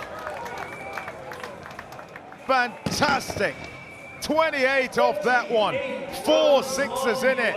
It's 1, 2, 3, 4, 1. For Tim Seifert, 4 of them going all the way.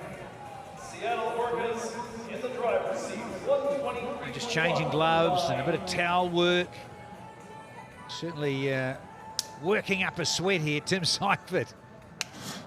Now this 064, that's the New Zealand dialing code internationally, and then 666.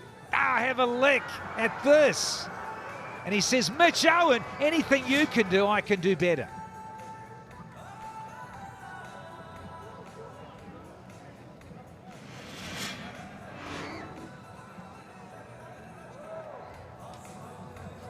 Let's go to Dubai. Rubber Derby. There isn't a big one like that in Abu Dhabi. It's been constructed at this stage by Timmy Seifert Engineering. Yep, smoking it. Absolutely smoking it. And the job right now for Britsky, who's also really good at smashing it, is just to shift it over, rotate, let him keep going. Required rate has been obliterated.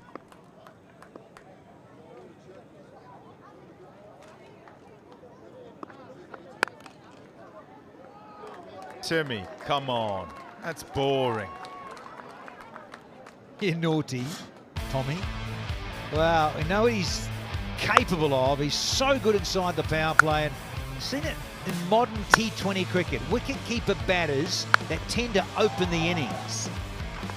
So good at judging length, very good around the crease, whether it's cutting, pulling, sweeping, hooking, you name it. Back live, he's just so good. 360.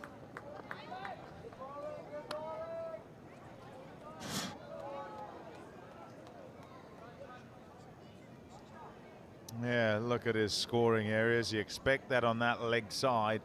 There'd be a lot done with that ramp shot, so 34% behind square, and then the leg side generally, but he also hits it well straight through mid-off.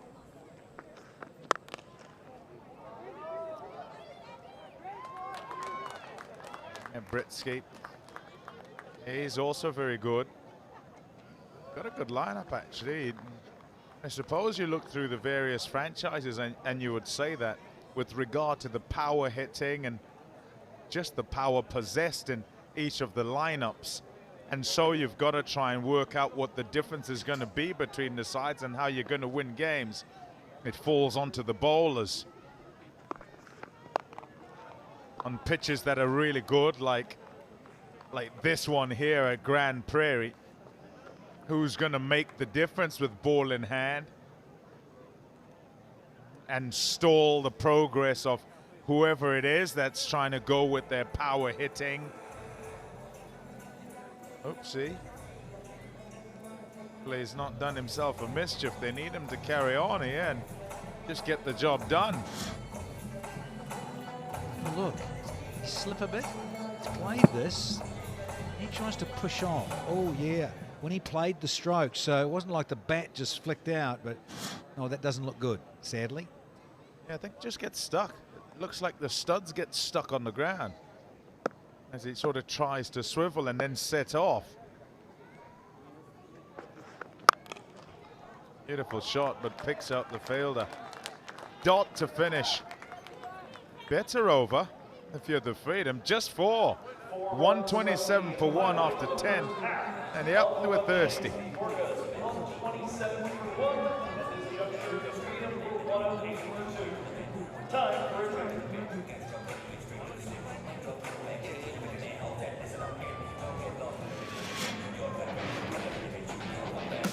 Yeah, there's a look at how things have gone. 127 for 1 is a fabulous beginning. The first part of the game for them, and Tim Seifert, again, the aggressor at the top of the order. They say when you're in form, you don't want to waste the form. He's certainly not doing that. Doubling up and hoping to double up as far as 3 figures are concerned. For the bowlers, tough work. But Holland, 2 overs for 12 with 3 dots is absolutely fantastic under the circumstances, because the rate of scoring is double that, if not even a bit more. And so he's done a top job to bring things back. Need more from everybody else. Let's have a look at what's happened and expect to see fireworks, balls going in all different directions along the ground, but predominantly up in the air like that. Yeah, watch yourself sitting in the crowd with these guys. It's the end of Jahinga. We've got 17 from 9, little cameo, and then said, look, let's hand it back over to you, Mr. Seifert. He's hit 6 sixes and 7 fours, and he's got a great little ally on Gretzky, who's hit 3 fours and 1 6. Here's that one on one knee, and Mitch Owen going for 28 just recently. It was the best of them in a way. Absolutely moosed it big. Yeah, 216, in danger of getting tracked down rather comfortably, but if Seifert gets out and Gretzky gets out, then hey, different ballgame. And in fact, that'll be the hope of the Washington Freedom, because it happened to them. They seemed well on their way to about 240 as a minimum. And then wickets begin to fall, and they can't find the momentum or keep it. And of their last 30 balls, getting just the 37 runs and losing 6 wickets. And so well short of where they ought to have got to.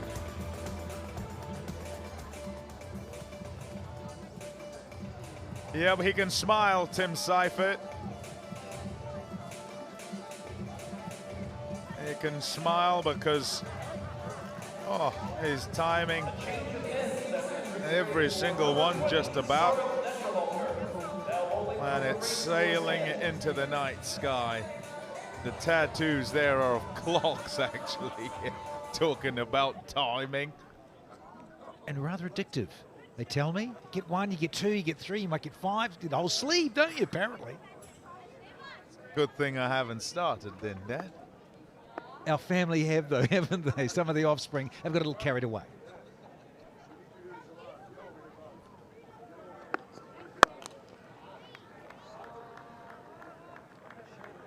Yeah, little breaks here and there. You're looking for absolutely anything that you can use in your favor as a side that's coming second best at the time.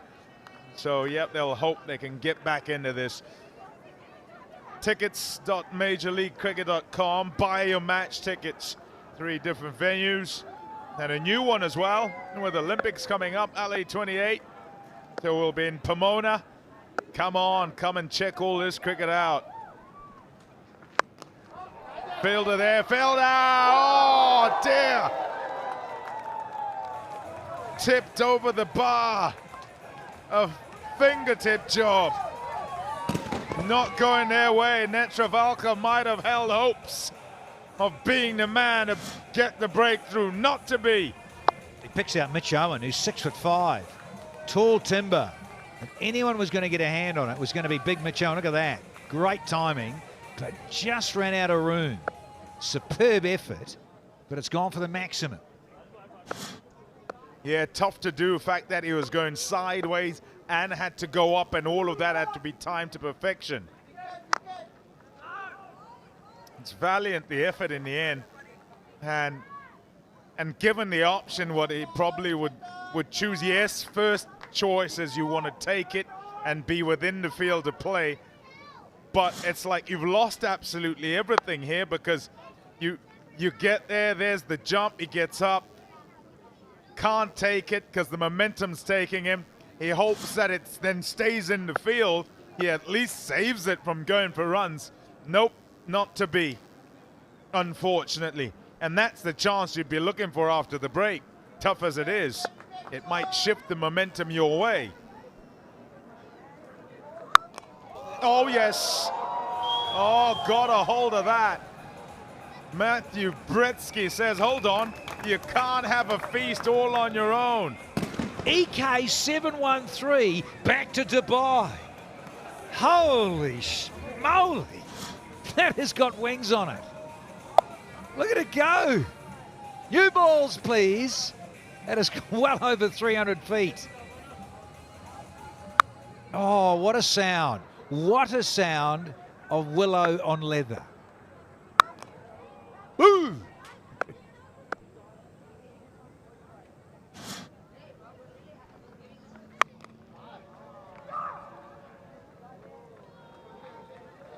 Yep, and as bowler, there's a flashback straight away, because you go to a couple of balls ago when there was the opportunity. And you've then got to try and ensure you erase that, clean the slate, start again, and make believe that you are actually able to shift it and can win it once again, create another chance.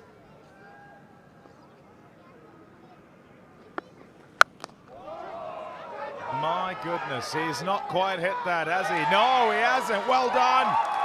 Excellent from Chapman. Had to time it to perfection, make sure that it was within the field of play.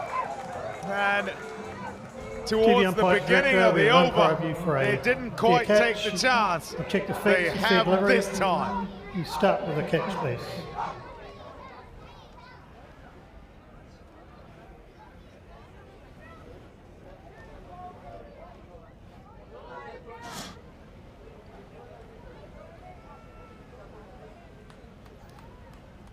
Clearly inside of the field of play, released. Come back in, catch completed. Thank you. Ready to make my decision for the screen. O-U-T. Cognizant clutch catch to get rid of Timmy Seifert. What an innings. He goes for 78 off 33, and suddenly now the Orcas are 141 for 2 here.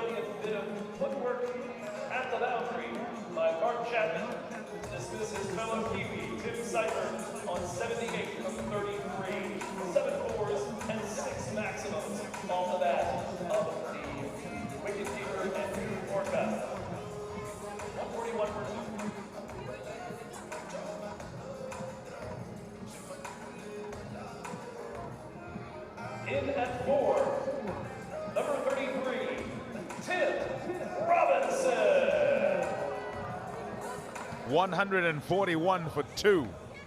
Now the Seattle Orcas, and an over that was eventful. Eventful because Seifert was dropped and then removed.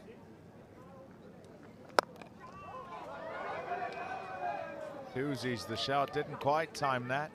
If you're the Freedom, you've got to take heart from the removal of Tim Seifert and feel and believe that you can be back in this game. Yeah, bottom of the blade, that was the thing. Not quite out of the meat. Cognizant clutch catch for Mark Chapman. Cool as you like there from Chapman. Made it.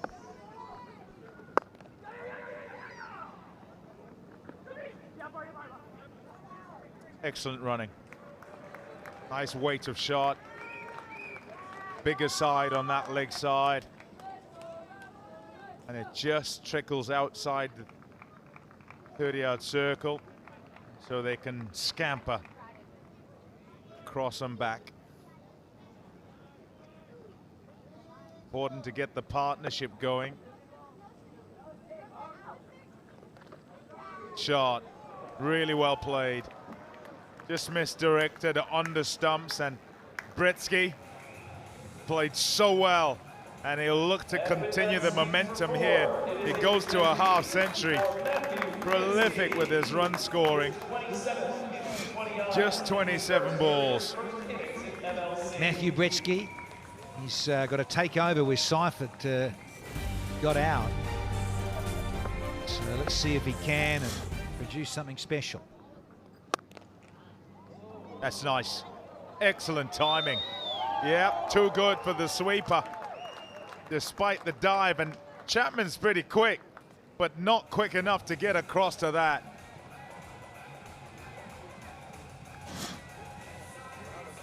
It's going to be a tough night for Maxwell. The Golden Duck, and now he's getting sided away. Bretsky, you little beauty. Yeah, Bretsky, the jet ski.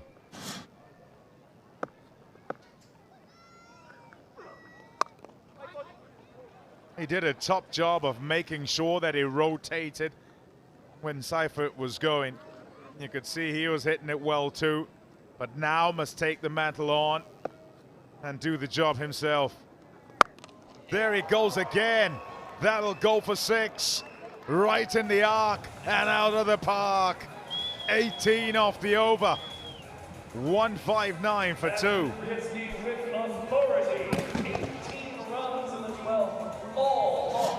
Choke on this, Glenn Maxwell.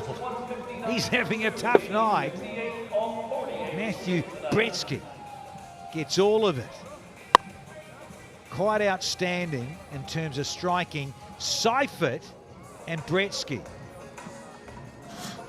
have been superb.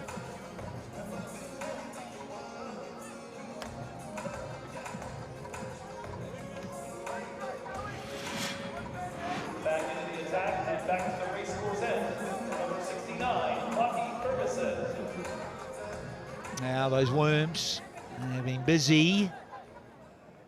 Think about, they did so well at the top, did the Freedom, and they fell away.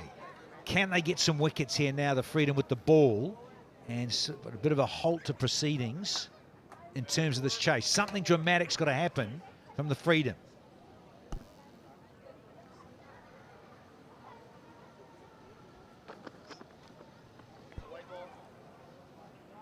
Well, no answer for any of the bowlers at all. Just unable to find a way to restrict any of the batters really at all.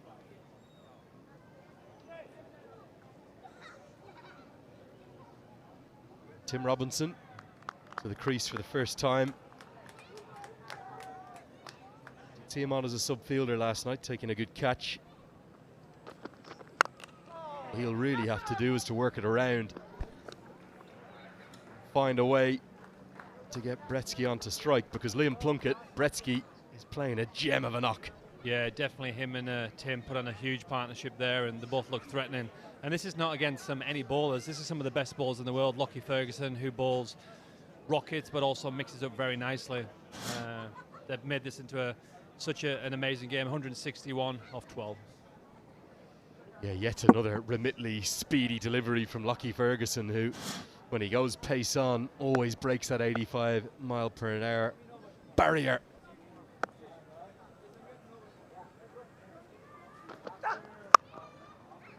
Quality of the ball striking we've been treated to across the course of the day, remarkable. But Bretsky, who comes with, well, a big reputation, showing us his full array of strokes. Yeah, absolutely. He's creating different angles, different shapes, opening the blade, closing the blade. Solid position, solid base, and then he was moving around the crease and he's hitting the ball beautiful. As it says, it's 360-degree scoring. Seattle Orcas require 55 from 46, and it looks like we're going to get this.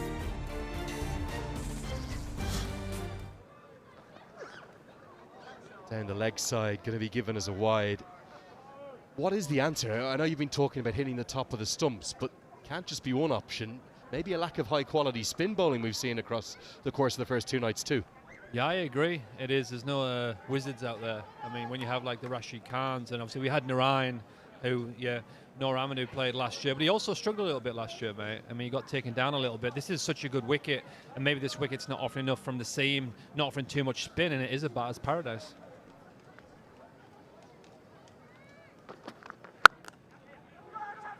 Yeah, you think about just how important wrist spin is. I thought Mohamed Mohsen did a good job for his first 3 overs, but then taken down his final one last night for the Orcas. Wakar Salamkale had his moments last year. You've got to be able to find a way to just put that bit of doubt into the batters' minds. Yeah, you have to. But I think they've tried everything. We've seen how many games now. This is the 3rd game, and people have tried different things. Sometimes it's worked, but in many cases here, it hasn't. It's been batter friendly.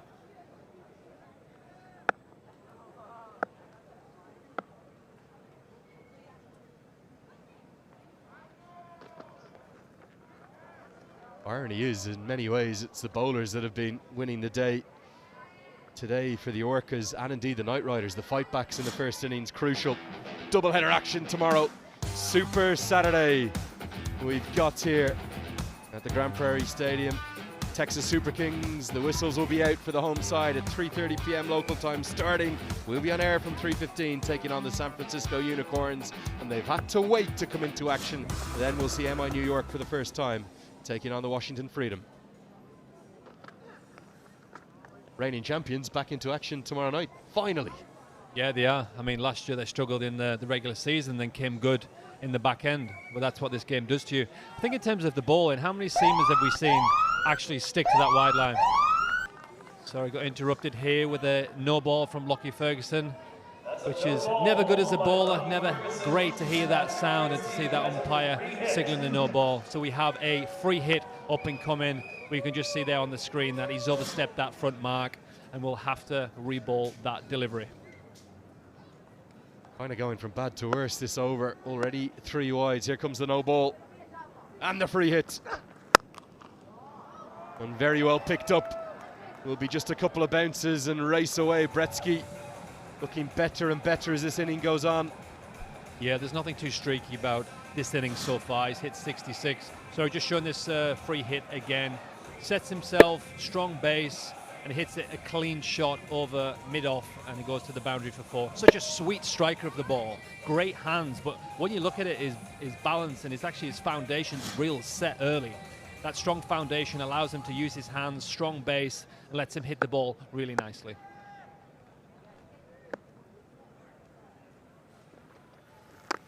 Round the wicket now goes Ferguson, trying to get it full. He's had a remarkable start, hasn't he, to his ODI career, in particular for South Africa. Both him and Leandre Pretorius, who we saw earlier on today for the Unicorns. 2 batters to watch this season. Absolutely, mate. They're amazing. You can see here the generation, the way they strike the ball, and they've learned from the elders in front of them, and Faf and AB and all the best players in South Africa. I think the bowling here, we need to have something different. Can we stick to a wide Yorker and stick to that field and try and execute?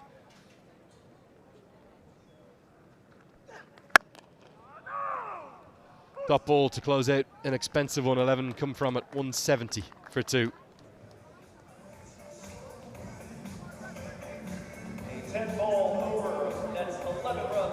A man who's taken a real liking to his first innings in Major League Cricket. Matthew Bretsky wasn't needed last night, such was the quality of the batting in that defeat. With 216 on the board, you would have felt the Freedom were the favourites at the halfway stage, but the chasing sides have been holding sway so far in season 4 here of Cognizant MLC. Could well be 3 sides winning, all chasing. Shows you how important Bartman's bowling figures are. 4 for 33 or 4, and that hurdle of wickets, that massive pile of wickets that fell towards the back end was so important, that keep the Washington Freedom to this score here. Potentially they were going to get 250. They kept him to a score that it looks like they're going to chase down. So you've got to say hats off to the bowlers at the back end there, who did an amazing job. Ian Holland returns to the attack. His pace-off has actually proved difficult to get away. Man who knows his game very well. The history of Cognizant Major League Cricket across the last 3 seasons here at this ground, Liam, there's been 33 completed matches. 19 won by the side chasing, 14 won by the side setting. So there isn't that much of a disparity that you might think, but certainly to start this season, those that are chasing are definitely holding sway for the moment.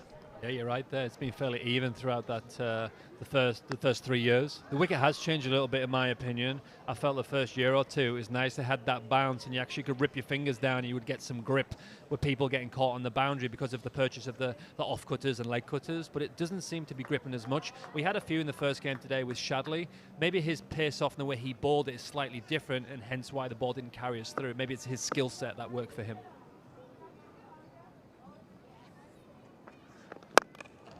Yeah, long off is in place. This should be straight to him, and Janssen will hold on. Ian Holland always does a fine job for the Washington Freedom, and it's no surprise that it's him that makes the breakthrough. Gretzky, a breezy innings to start his MLC career, but he's got to go. Yeah, that's a massive wicket for Washington Freedom, with Dutchie Ian Holland taking the wicket of the man in form. You never know, it has to start somewhere. Is that wicket the start of a bit of a crash for Seattle Orcas? 1 brings 2, they say, and hopefully 1 brings 4 for these guys. They need to stop this run scoring. The best way to do that is to take wickets, and that's how we started.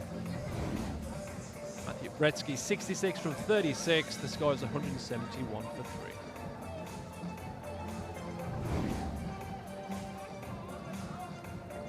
In at 5 for the Seattle Orcas, number 189, Shimron Hetmeyer.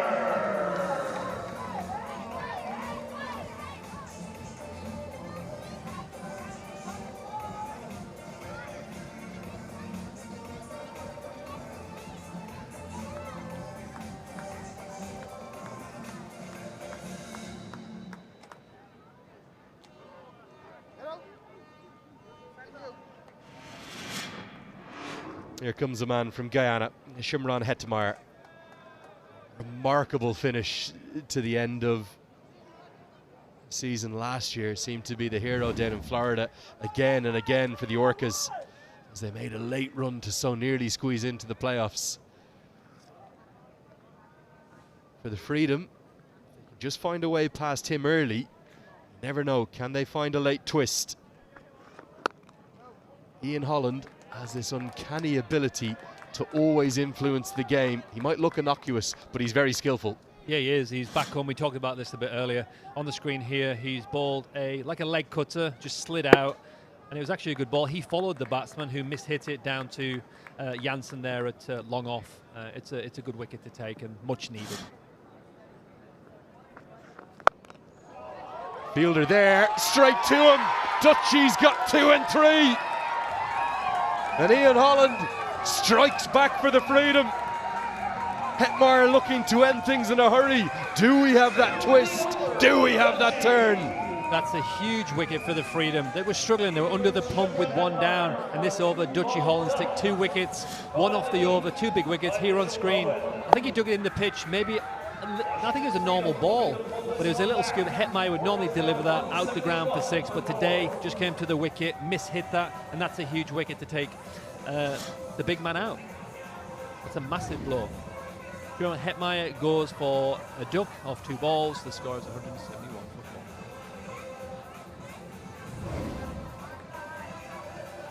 4. In at 6 for the Orcas, number 11, Dasun Shanaka.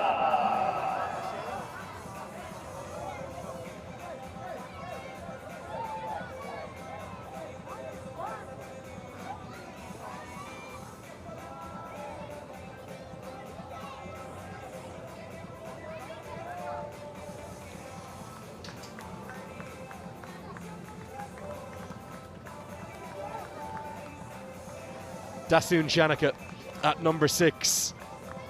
2 innings all of a sudden starting to mirror each other somewhat. Ian Holland is always so reliable for the Freedom. Big wicket, 14 ball, 171 for 4. A massive over for Ian Holland, taking 2. Such a great setting here at Grand Prairie, it always is.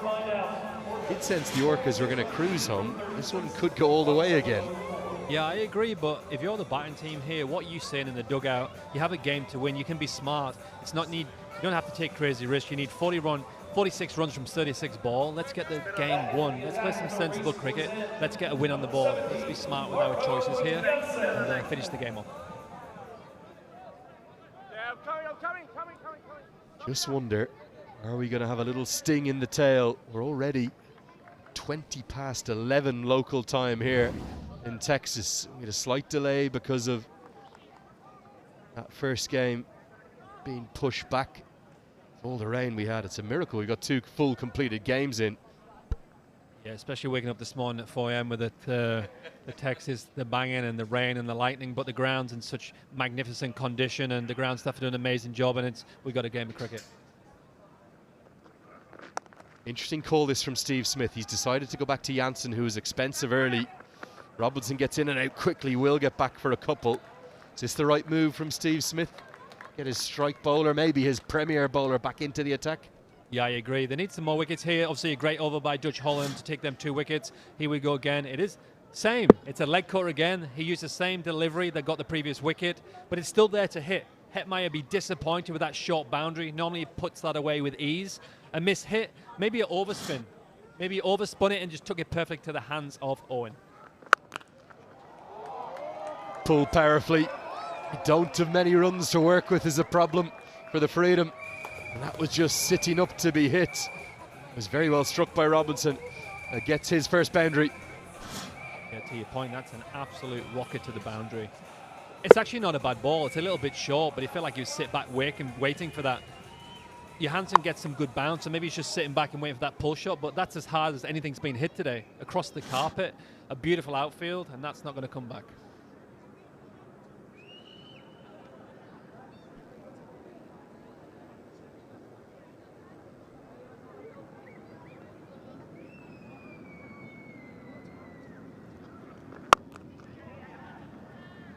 Well, just short of the cover fielder, Mukhtar Ahmed, who maybe could be a little bit straighter.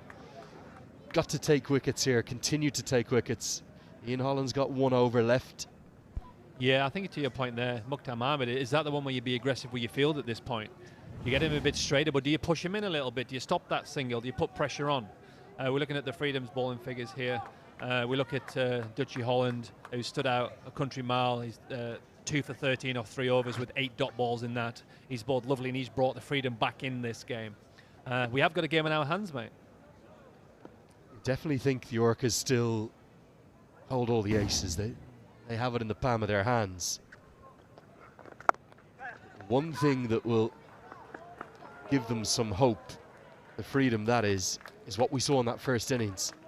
Just as the wickets started to tumble, all of a sudden things became more difficult.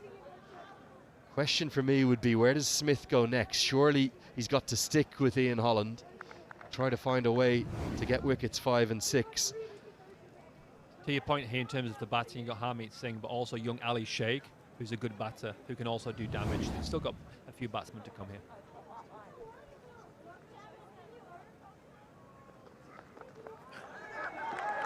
Now, it is wicket 5. And yet again, the Freedom find a way back into it. Robinson can't quite believe it. I think he's rolled his fingers over this, taken all the pace off it. A slower ball bouncer that does the trick, and Robinson's got to go. Looking at the wicket on screen here, Johansson rips it into the pitch. He turned that light bulb there, got some great purchase, but I think it was actually the height that was kind of perfect. You're looking at that under the armpit, a little bit higher, but it was the line and the accuracy which made it hard. And it obviously popped off the bat of the glove there and went straight to house behind the stumps. Another huge wicket. I think here, mate, the pressure's on. Tim Robinson goes for 10 runs off 8 balls. The score is 179.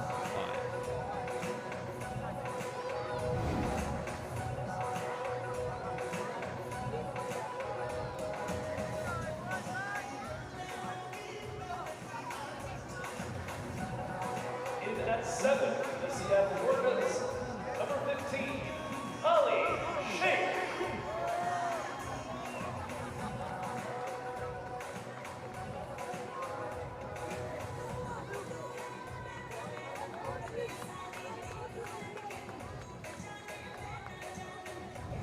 Ali Sheikh comes to the crease. Across 3 years of Major League Cricket, he's actually only batted one time before this, made 15. Comes to the crease under real pressure. It's a great over for the Freedom, 179 for 5. Young Ali Sheikh, I've been very impressed with his work ethic. He's done really well in minor league cricket. I think we just spoke about this. The differences between minor league and stepping up is the pressure. You can have the skill set and the mindset, but under that pressure, do you crack? But it's a great chance for him to step up for his team here. He's not batted a lot of games, or can he step up here and finish this off for the Orcas? So yeah, we've seen in that first innings, the cluster of wicket fell towards the back end. We're seeing that the same in the second innings. I think maybe the pitch slows up a little bit. It's not coming on as nice as we want.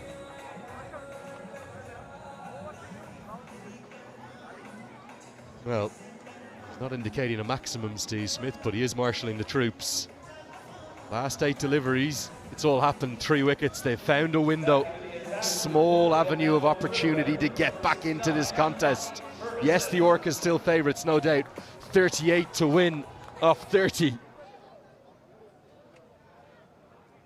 But with 2 new men at the crease, the pressure building, Marcus Stoinis can barely bring himself to watch. Nor can Adam Voges, the new head coach. Can they get over the line here? Here's Lockie Ferguson.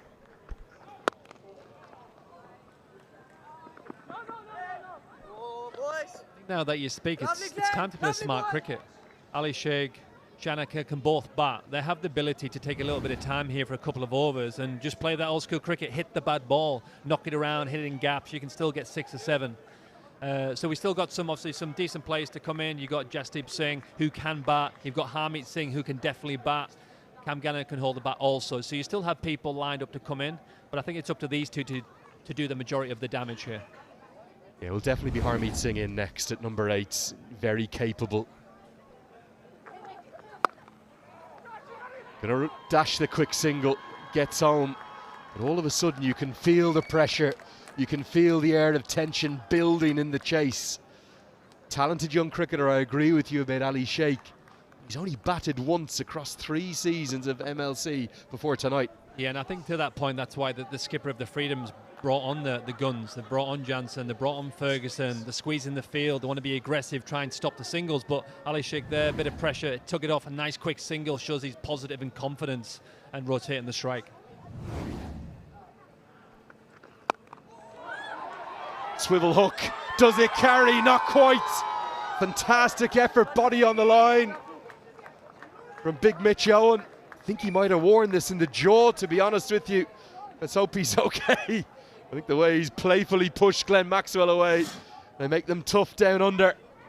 Yeah, it's a short ball here, a bit of a sort of a shovel pull, full committed, straight. It came off the arm first, took most of the damage onto his bicep, and I think it hit him clean in the Adam's apple.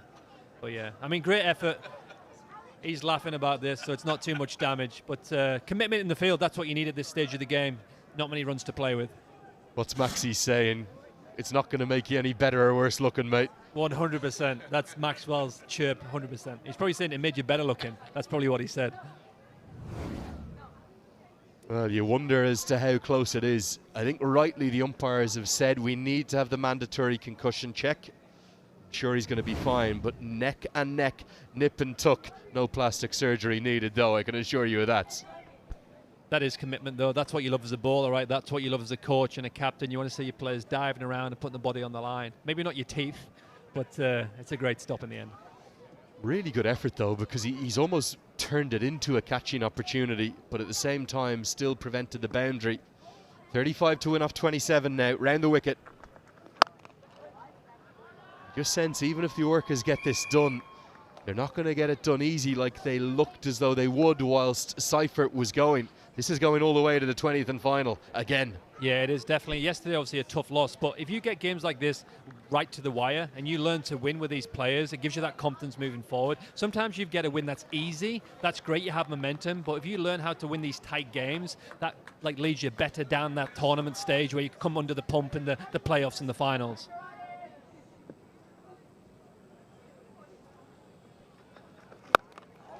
This goes miles up into the night sky and it goes all the way. Big pickup shot from Dasun Shanaka. That will help. nonchalant that was. That came from nowhere. That looks like a heavy ball.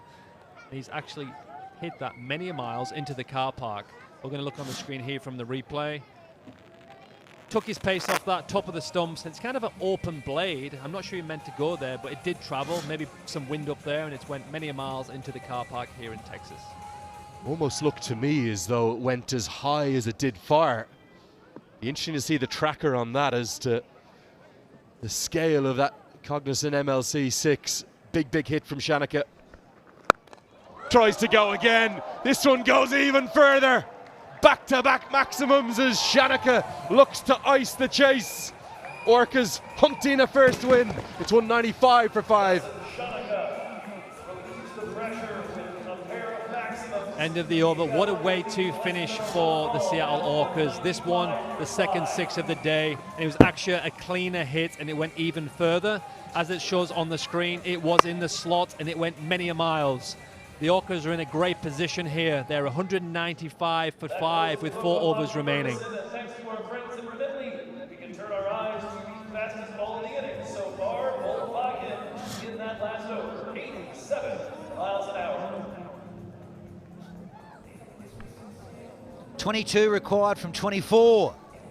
And the Orcas are making a little bit of hard work of this.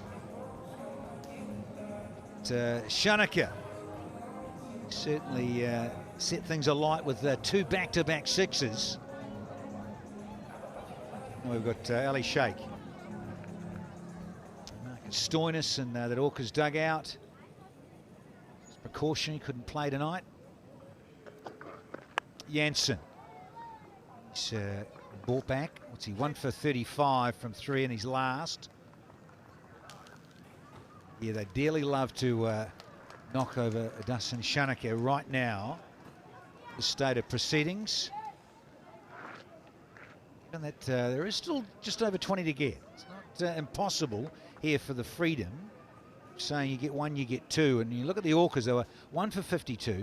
And then the second one didn't fall until 141. And then 2 fell at 171 and another one at 179.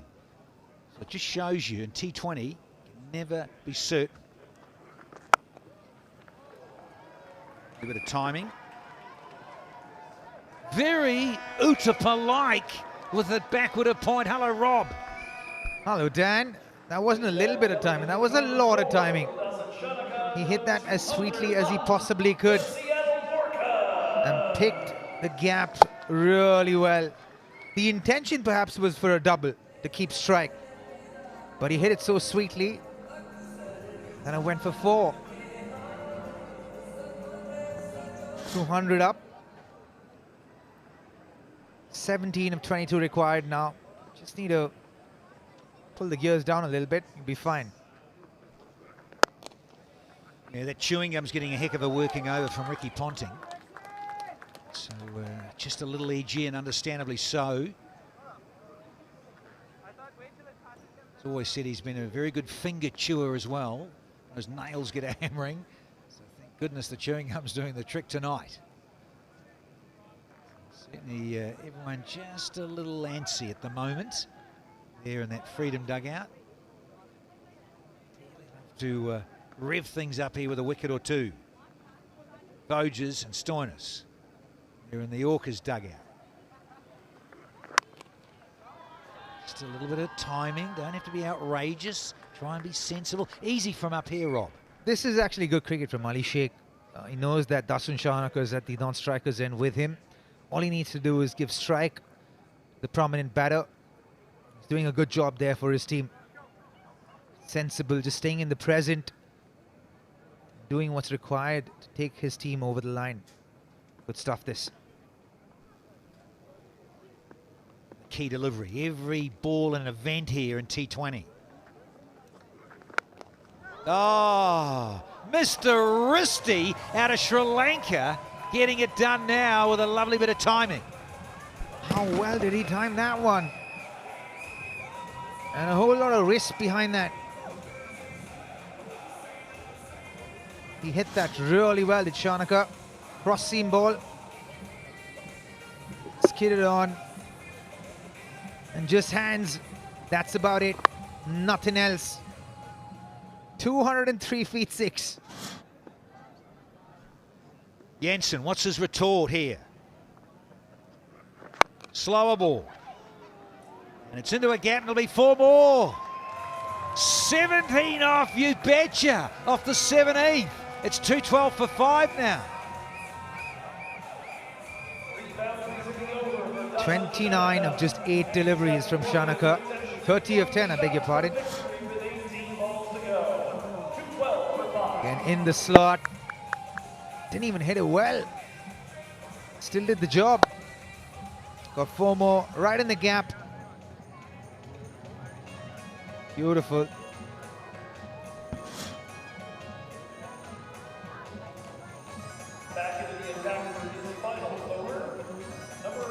Well, certainly relieved the pressure here, because that 17 off the 17th is now left just 5 to get. For those in green and blue. We won the toss, said, yeah, we'll have a bowl first, the Orcas. And we've got to track down 216. Here's Dutchie Holland. Just kept a little low. No wide though. Yeah, this is where you need to be sensible. So working for you, going in your favor. Ali Sheikh just needs to rotate the strike. Don't need boundaries from his bat.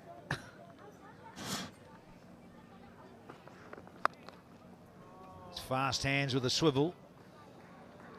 Yeah, there is the view that Ian Holland should have kept bowling. Got a couple of wickets.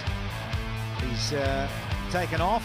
When you get taken off, you allow someone like Shanaka to get going. Man, has he got going wrong. Taken off, honestly.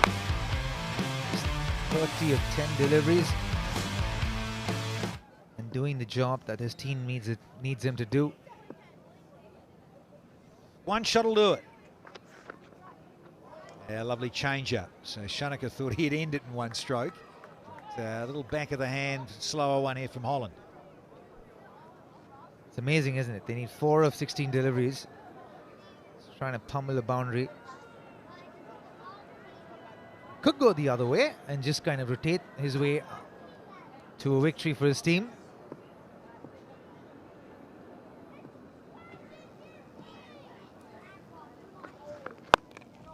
Up and away. Goes all, it does it. Just going to check if it's 6. I think it is, but it's still the winning of the game. I think this has gone the journey. But the Orcas will get up. Yes, it has. They win by 5 wickets. Get the job done to Shanaka. Really was a wonderful innings. 36 from a dozen. He's hit 4 sixes, Shanaka, 2 4s. And his strike rate he finishes with is a beautiful round 300. So wonderful stuff here from the Orcas to get up without their regular captain, Marcus Stoinis, who's got a hand injury from last night. Just precautionary, they've said. But they've got the job done in 17.4 overs. So in the end, it's been a little cruisy, even though there was a couple of hiccups along the way. That's absolutely right. There were hiccups. Dasun Shanaka, brilliant batting at the end, absorbing the pressure, taking his team through. 36 of just 12 deliveries. Lost the first game after some exceptional batting from the Orcas. And the second, that batting carries them through.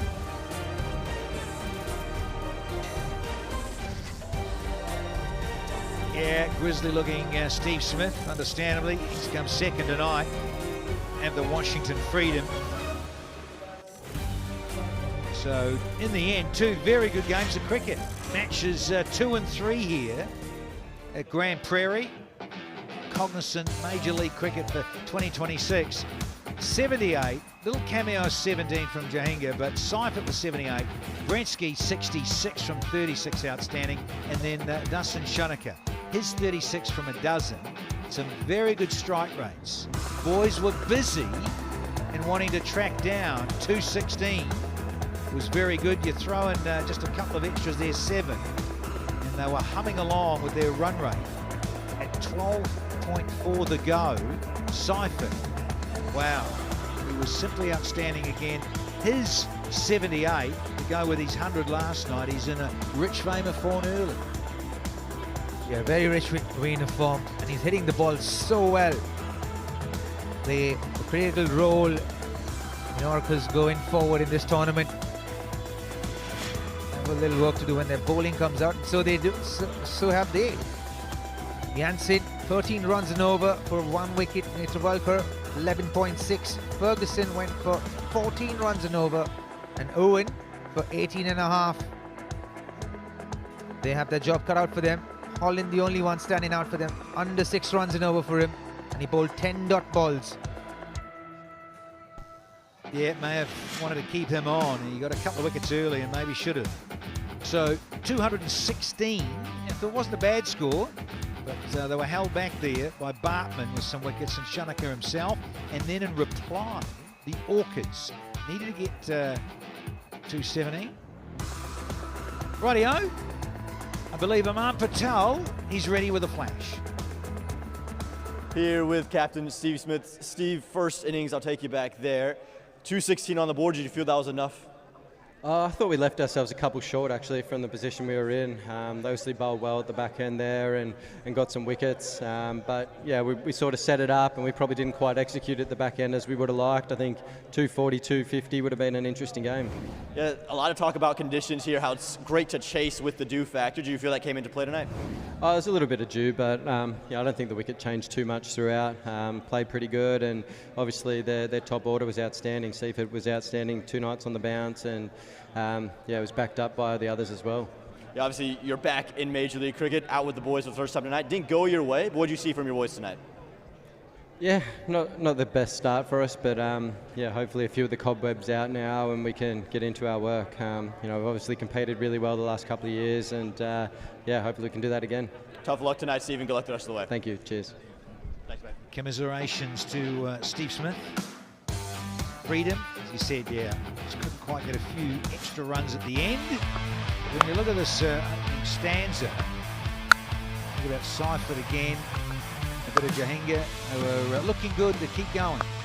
Oh, they were looking in ominous touch, especially Tim Seifert.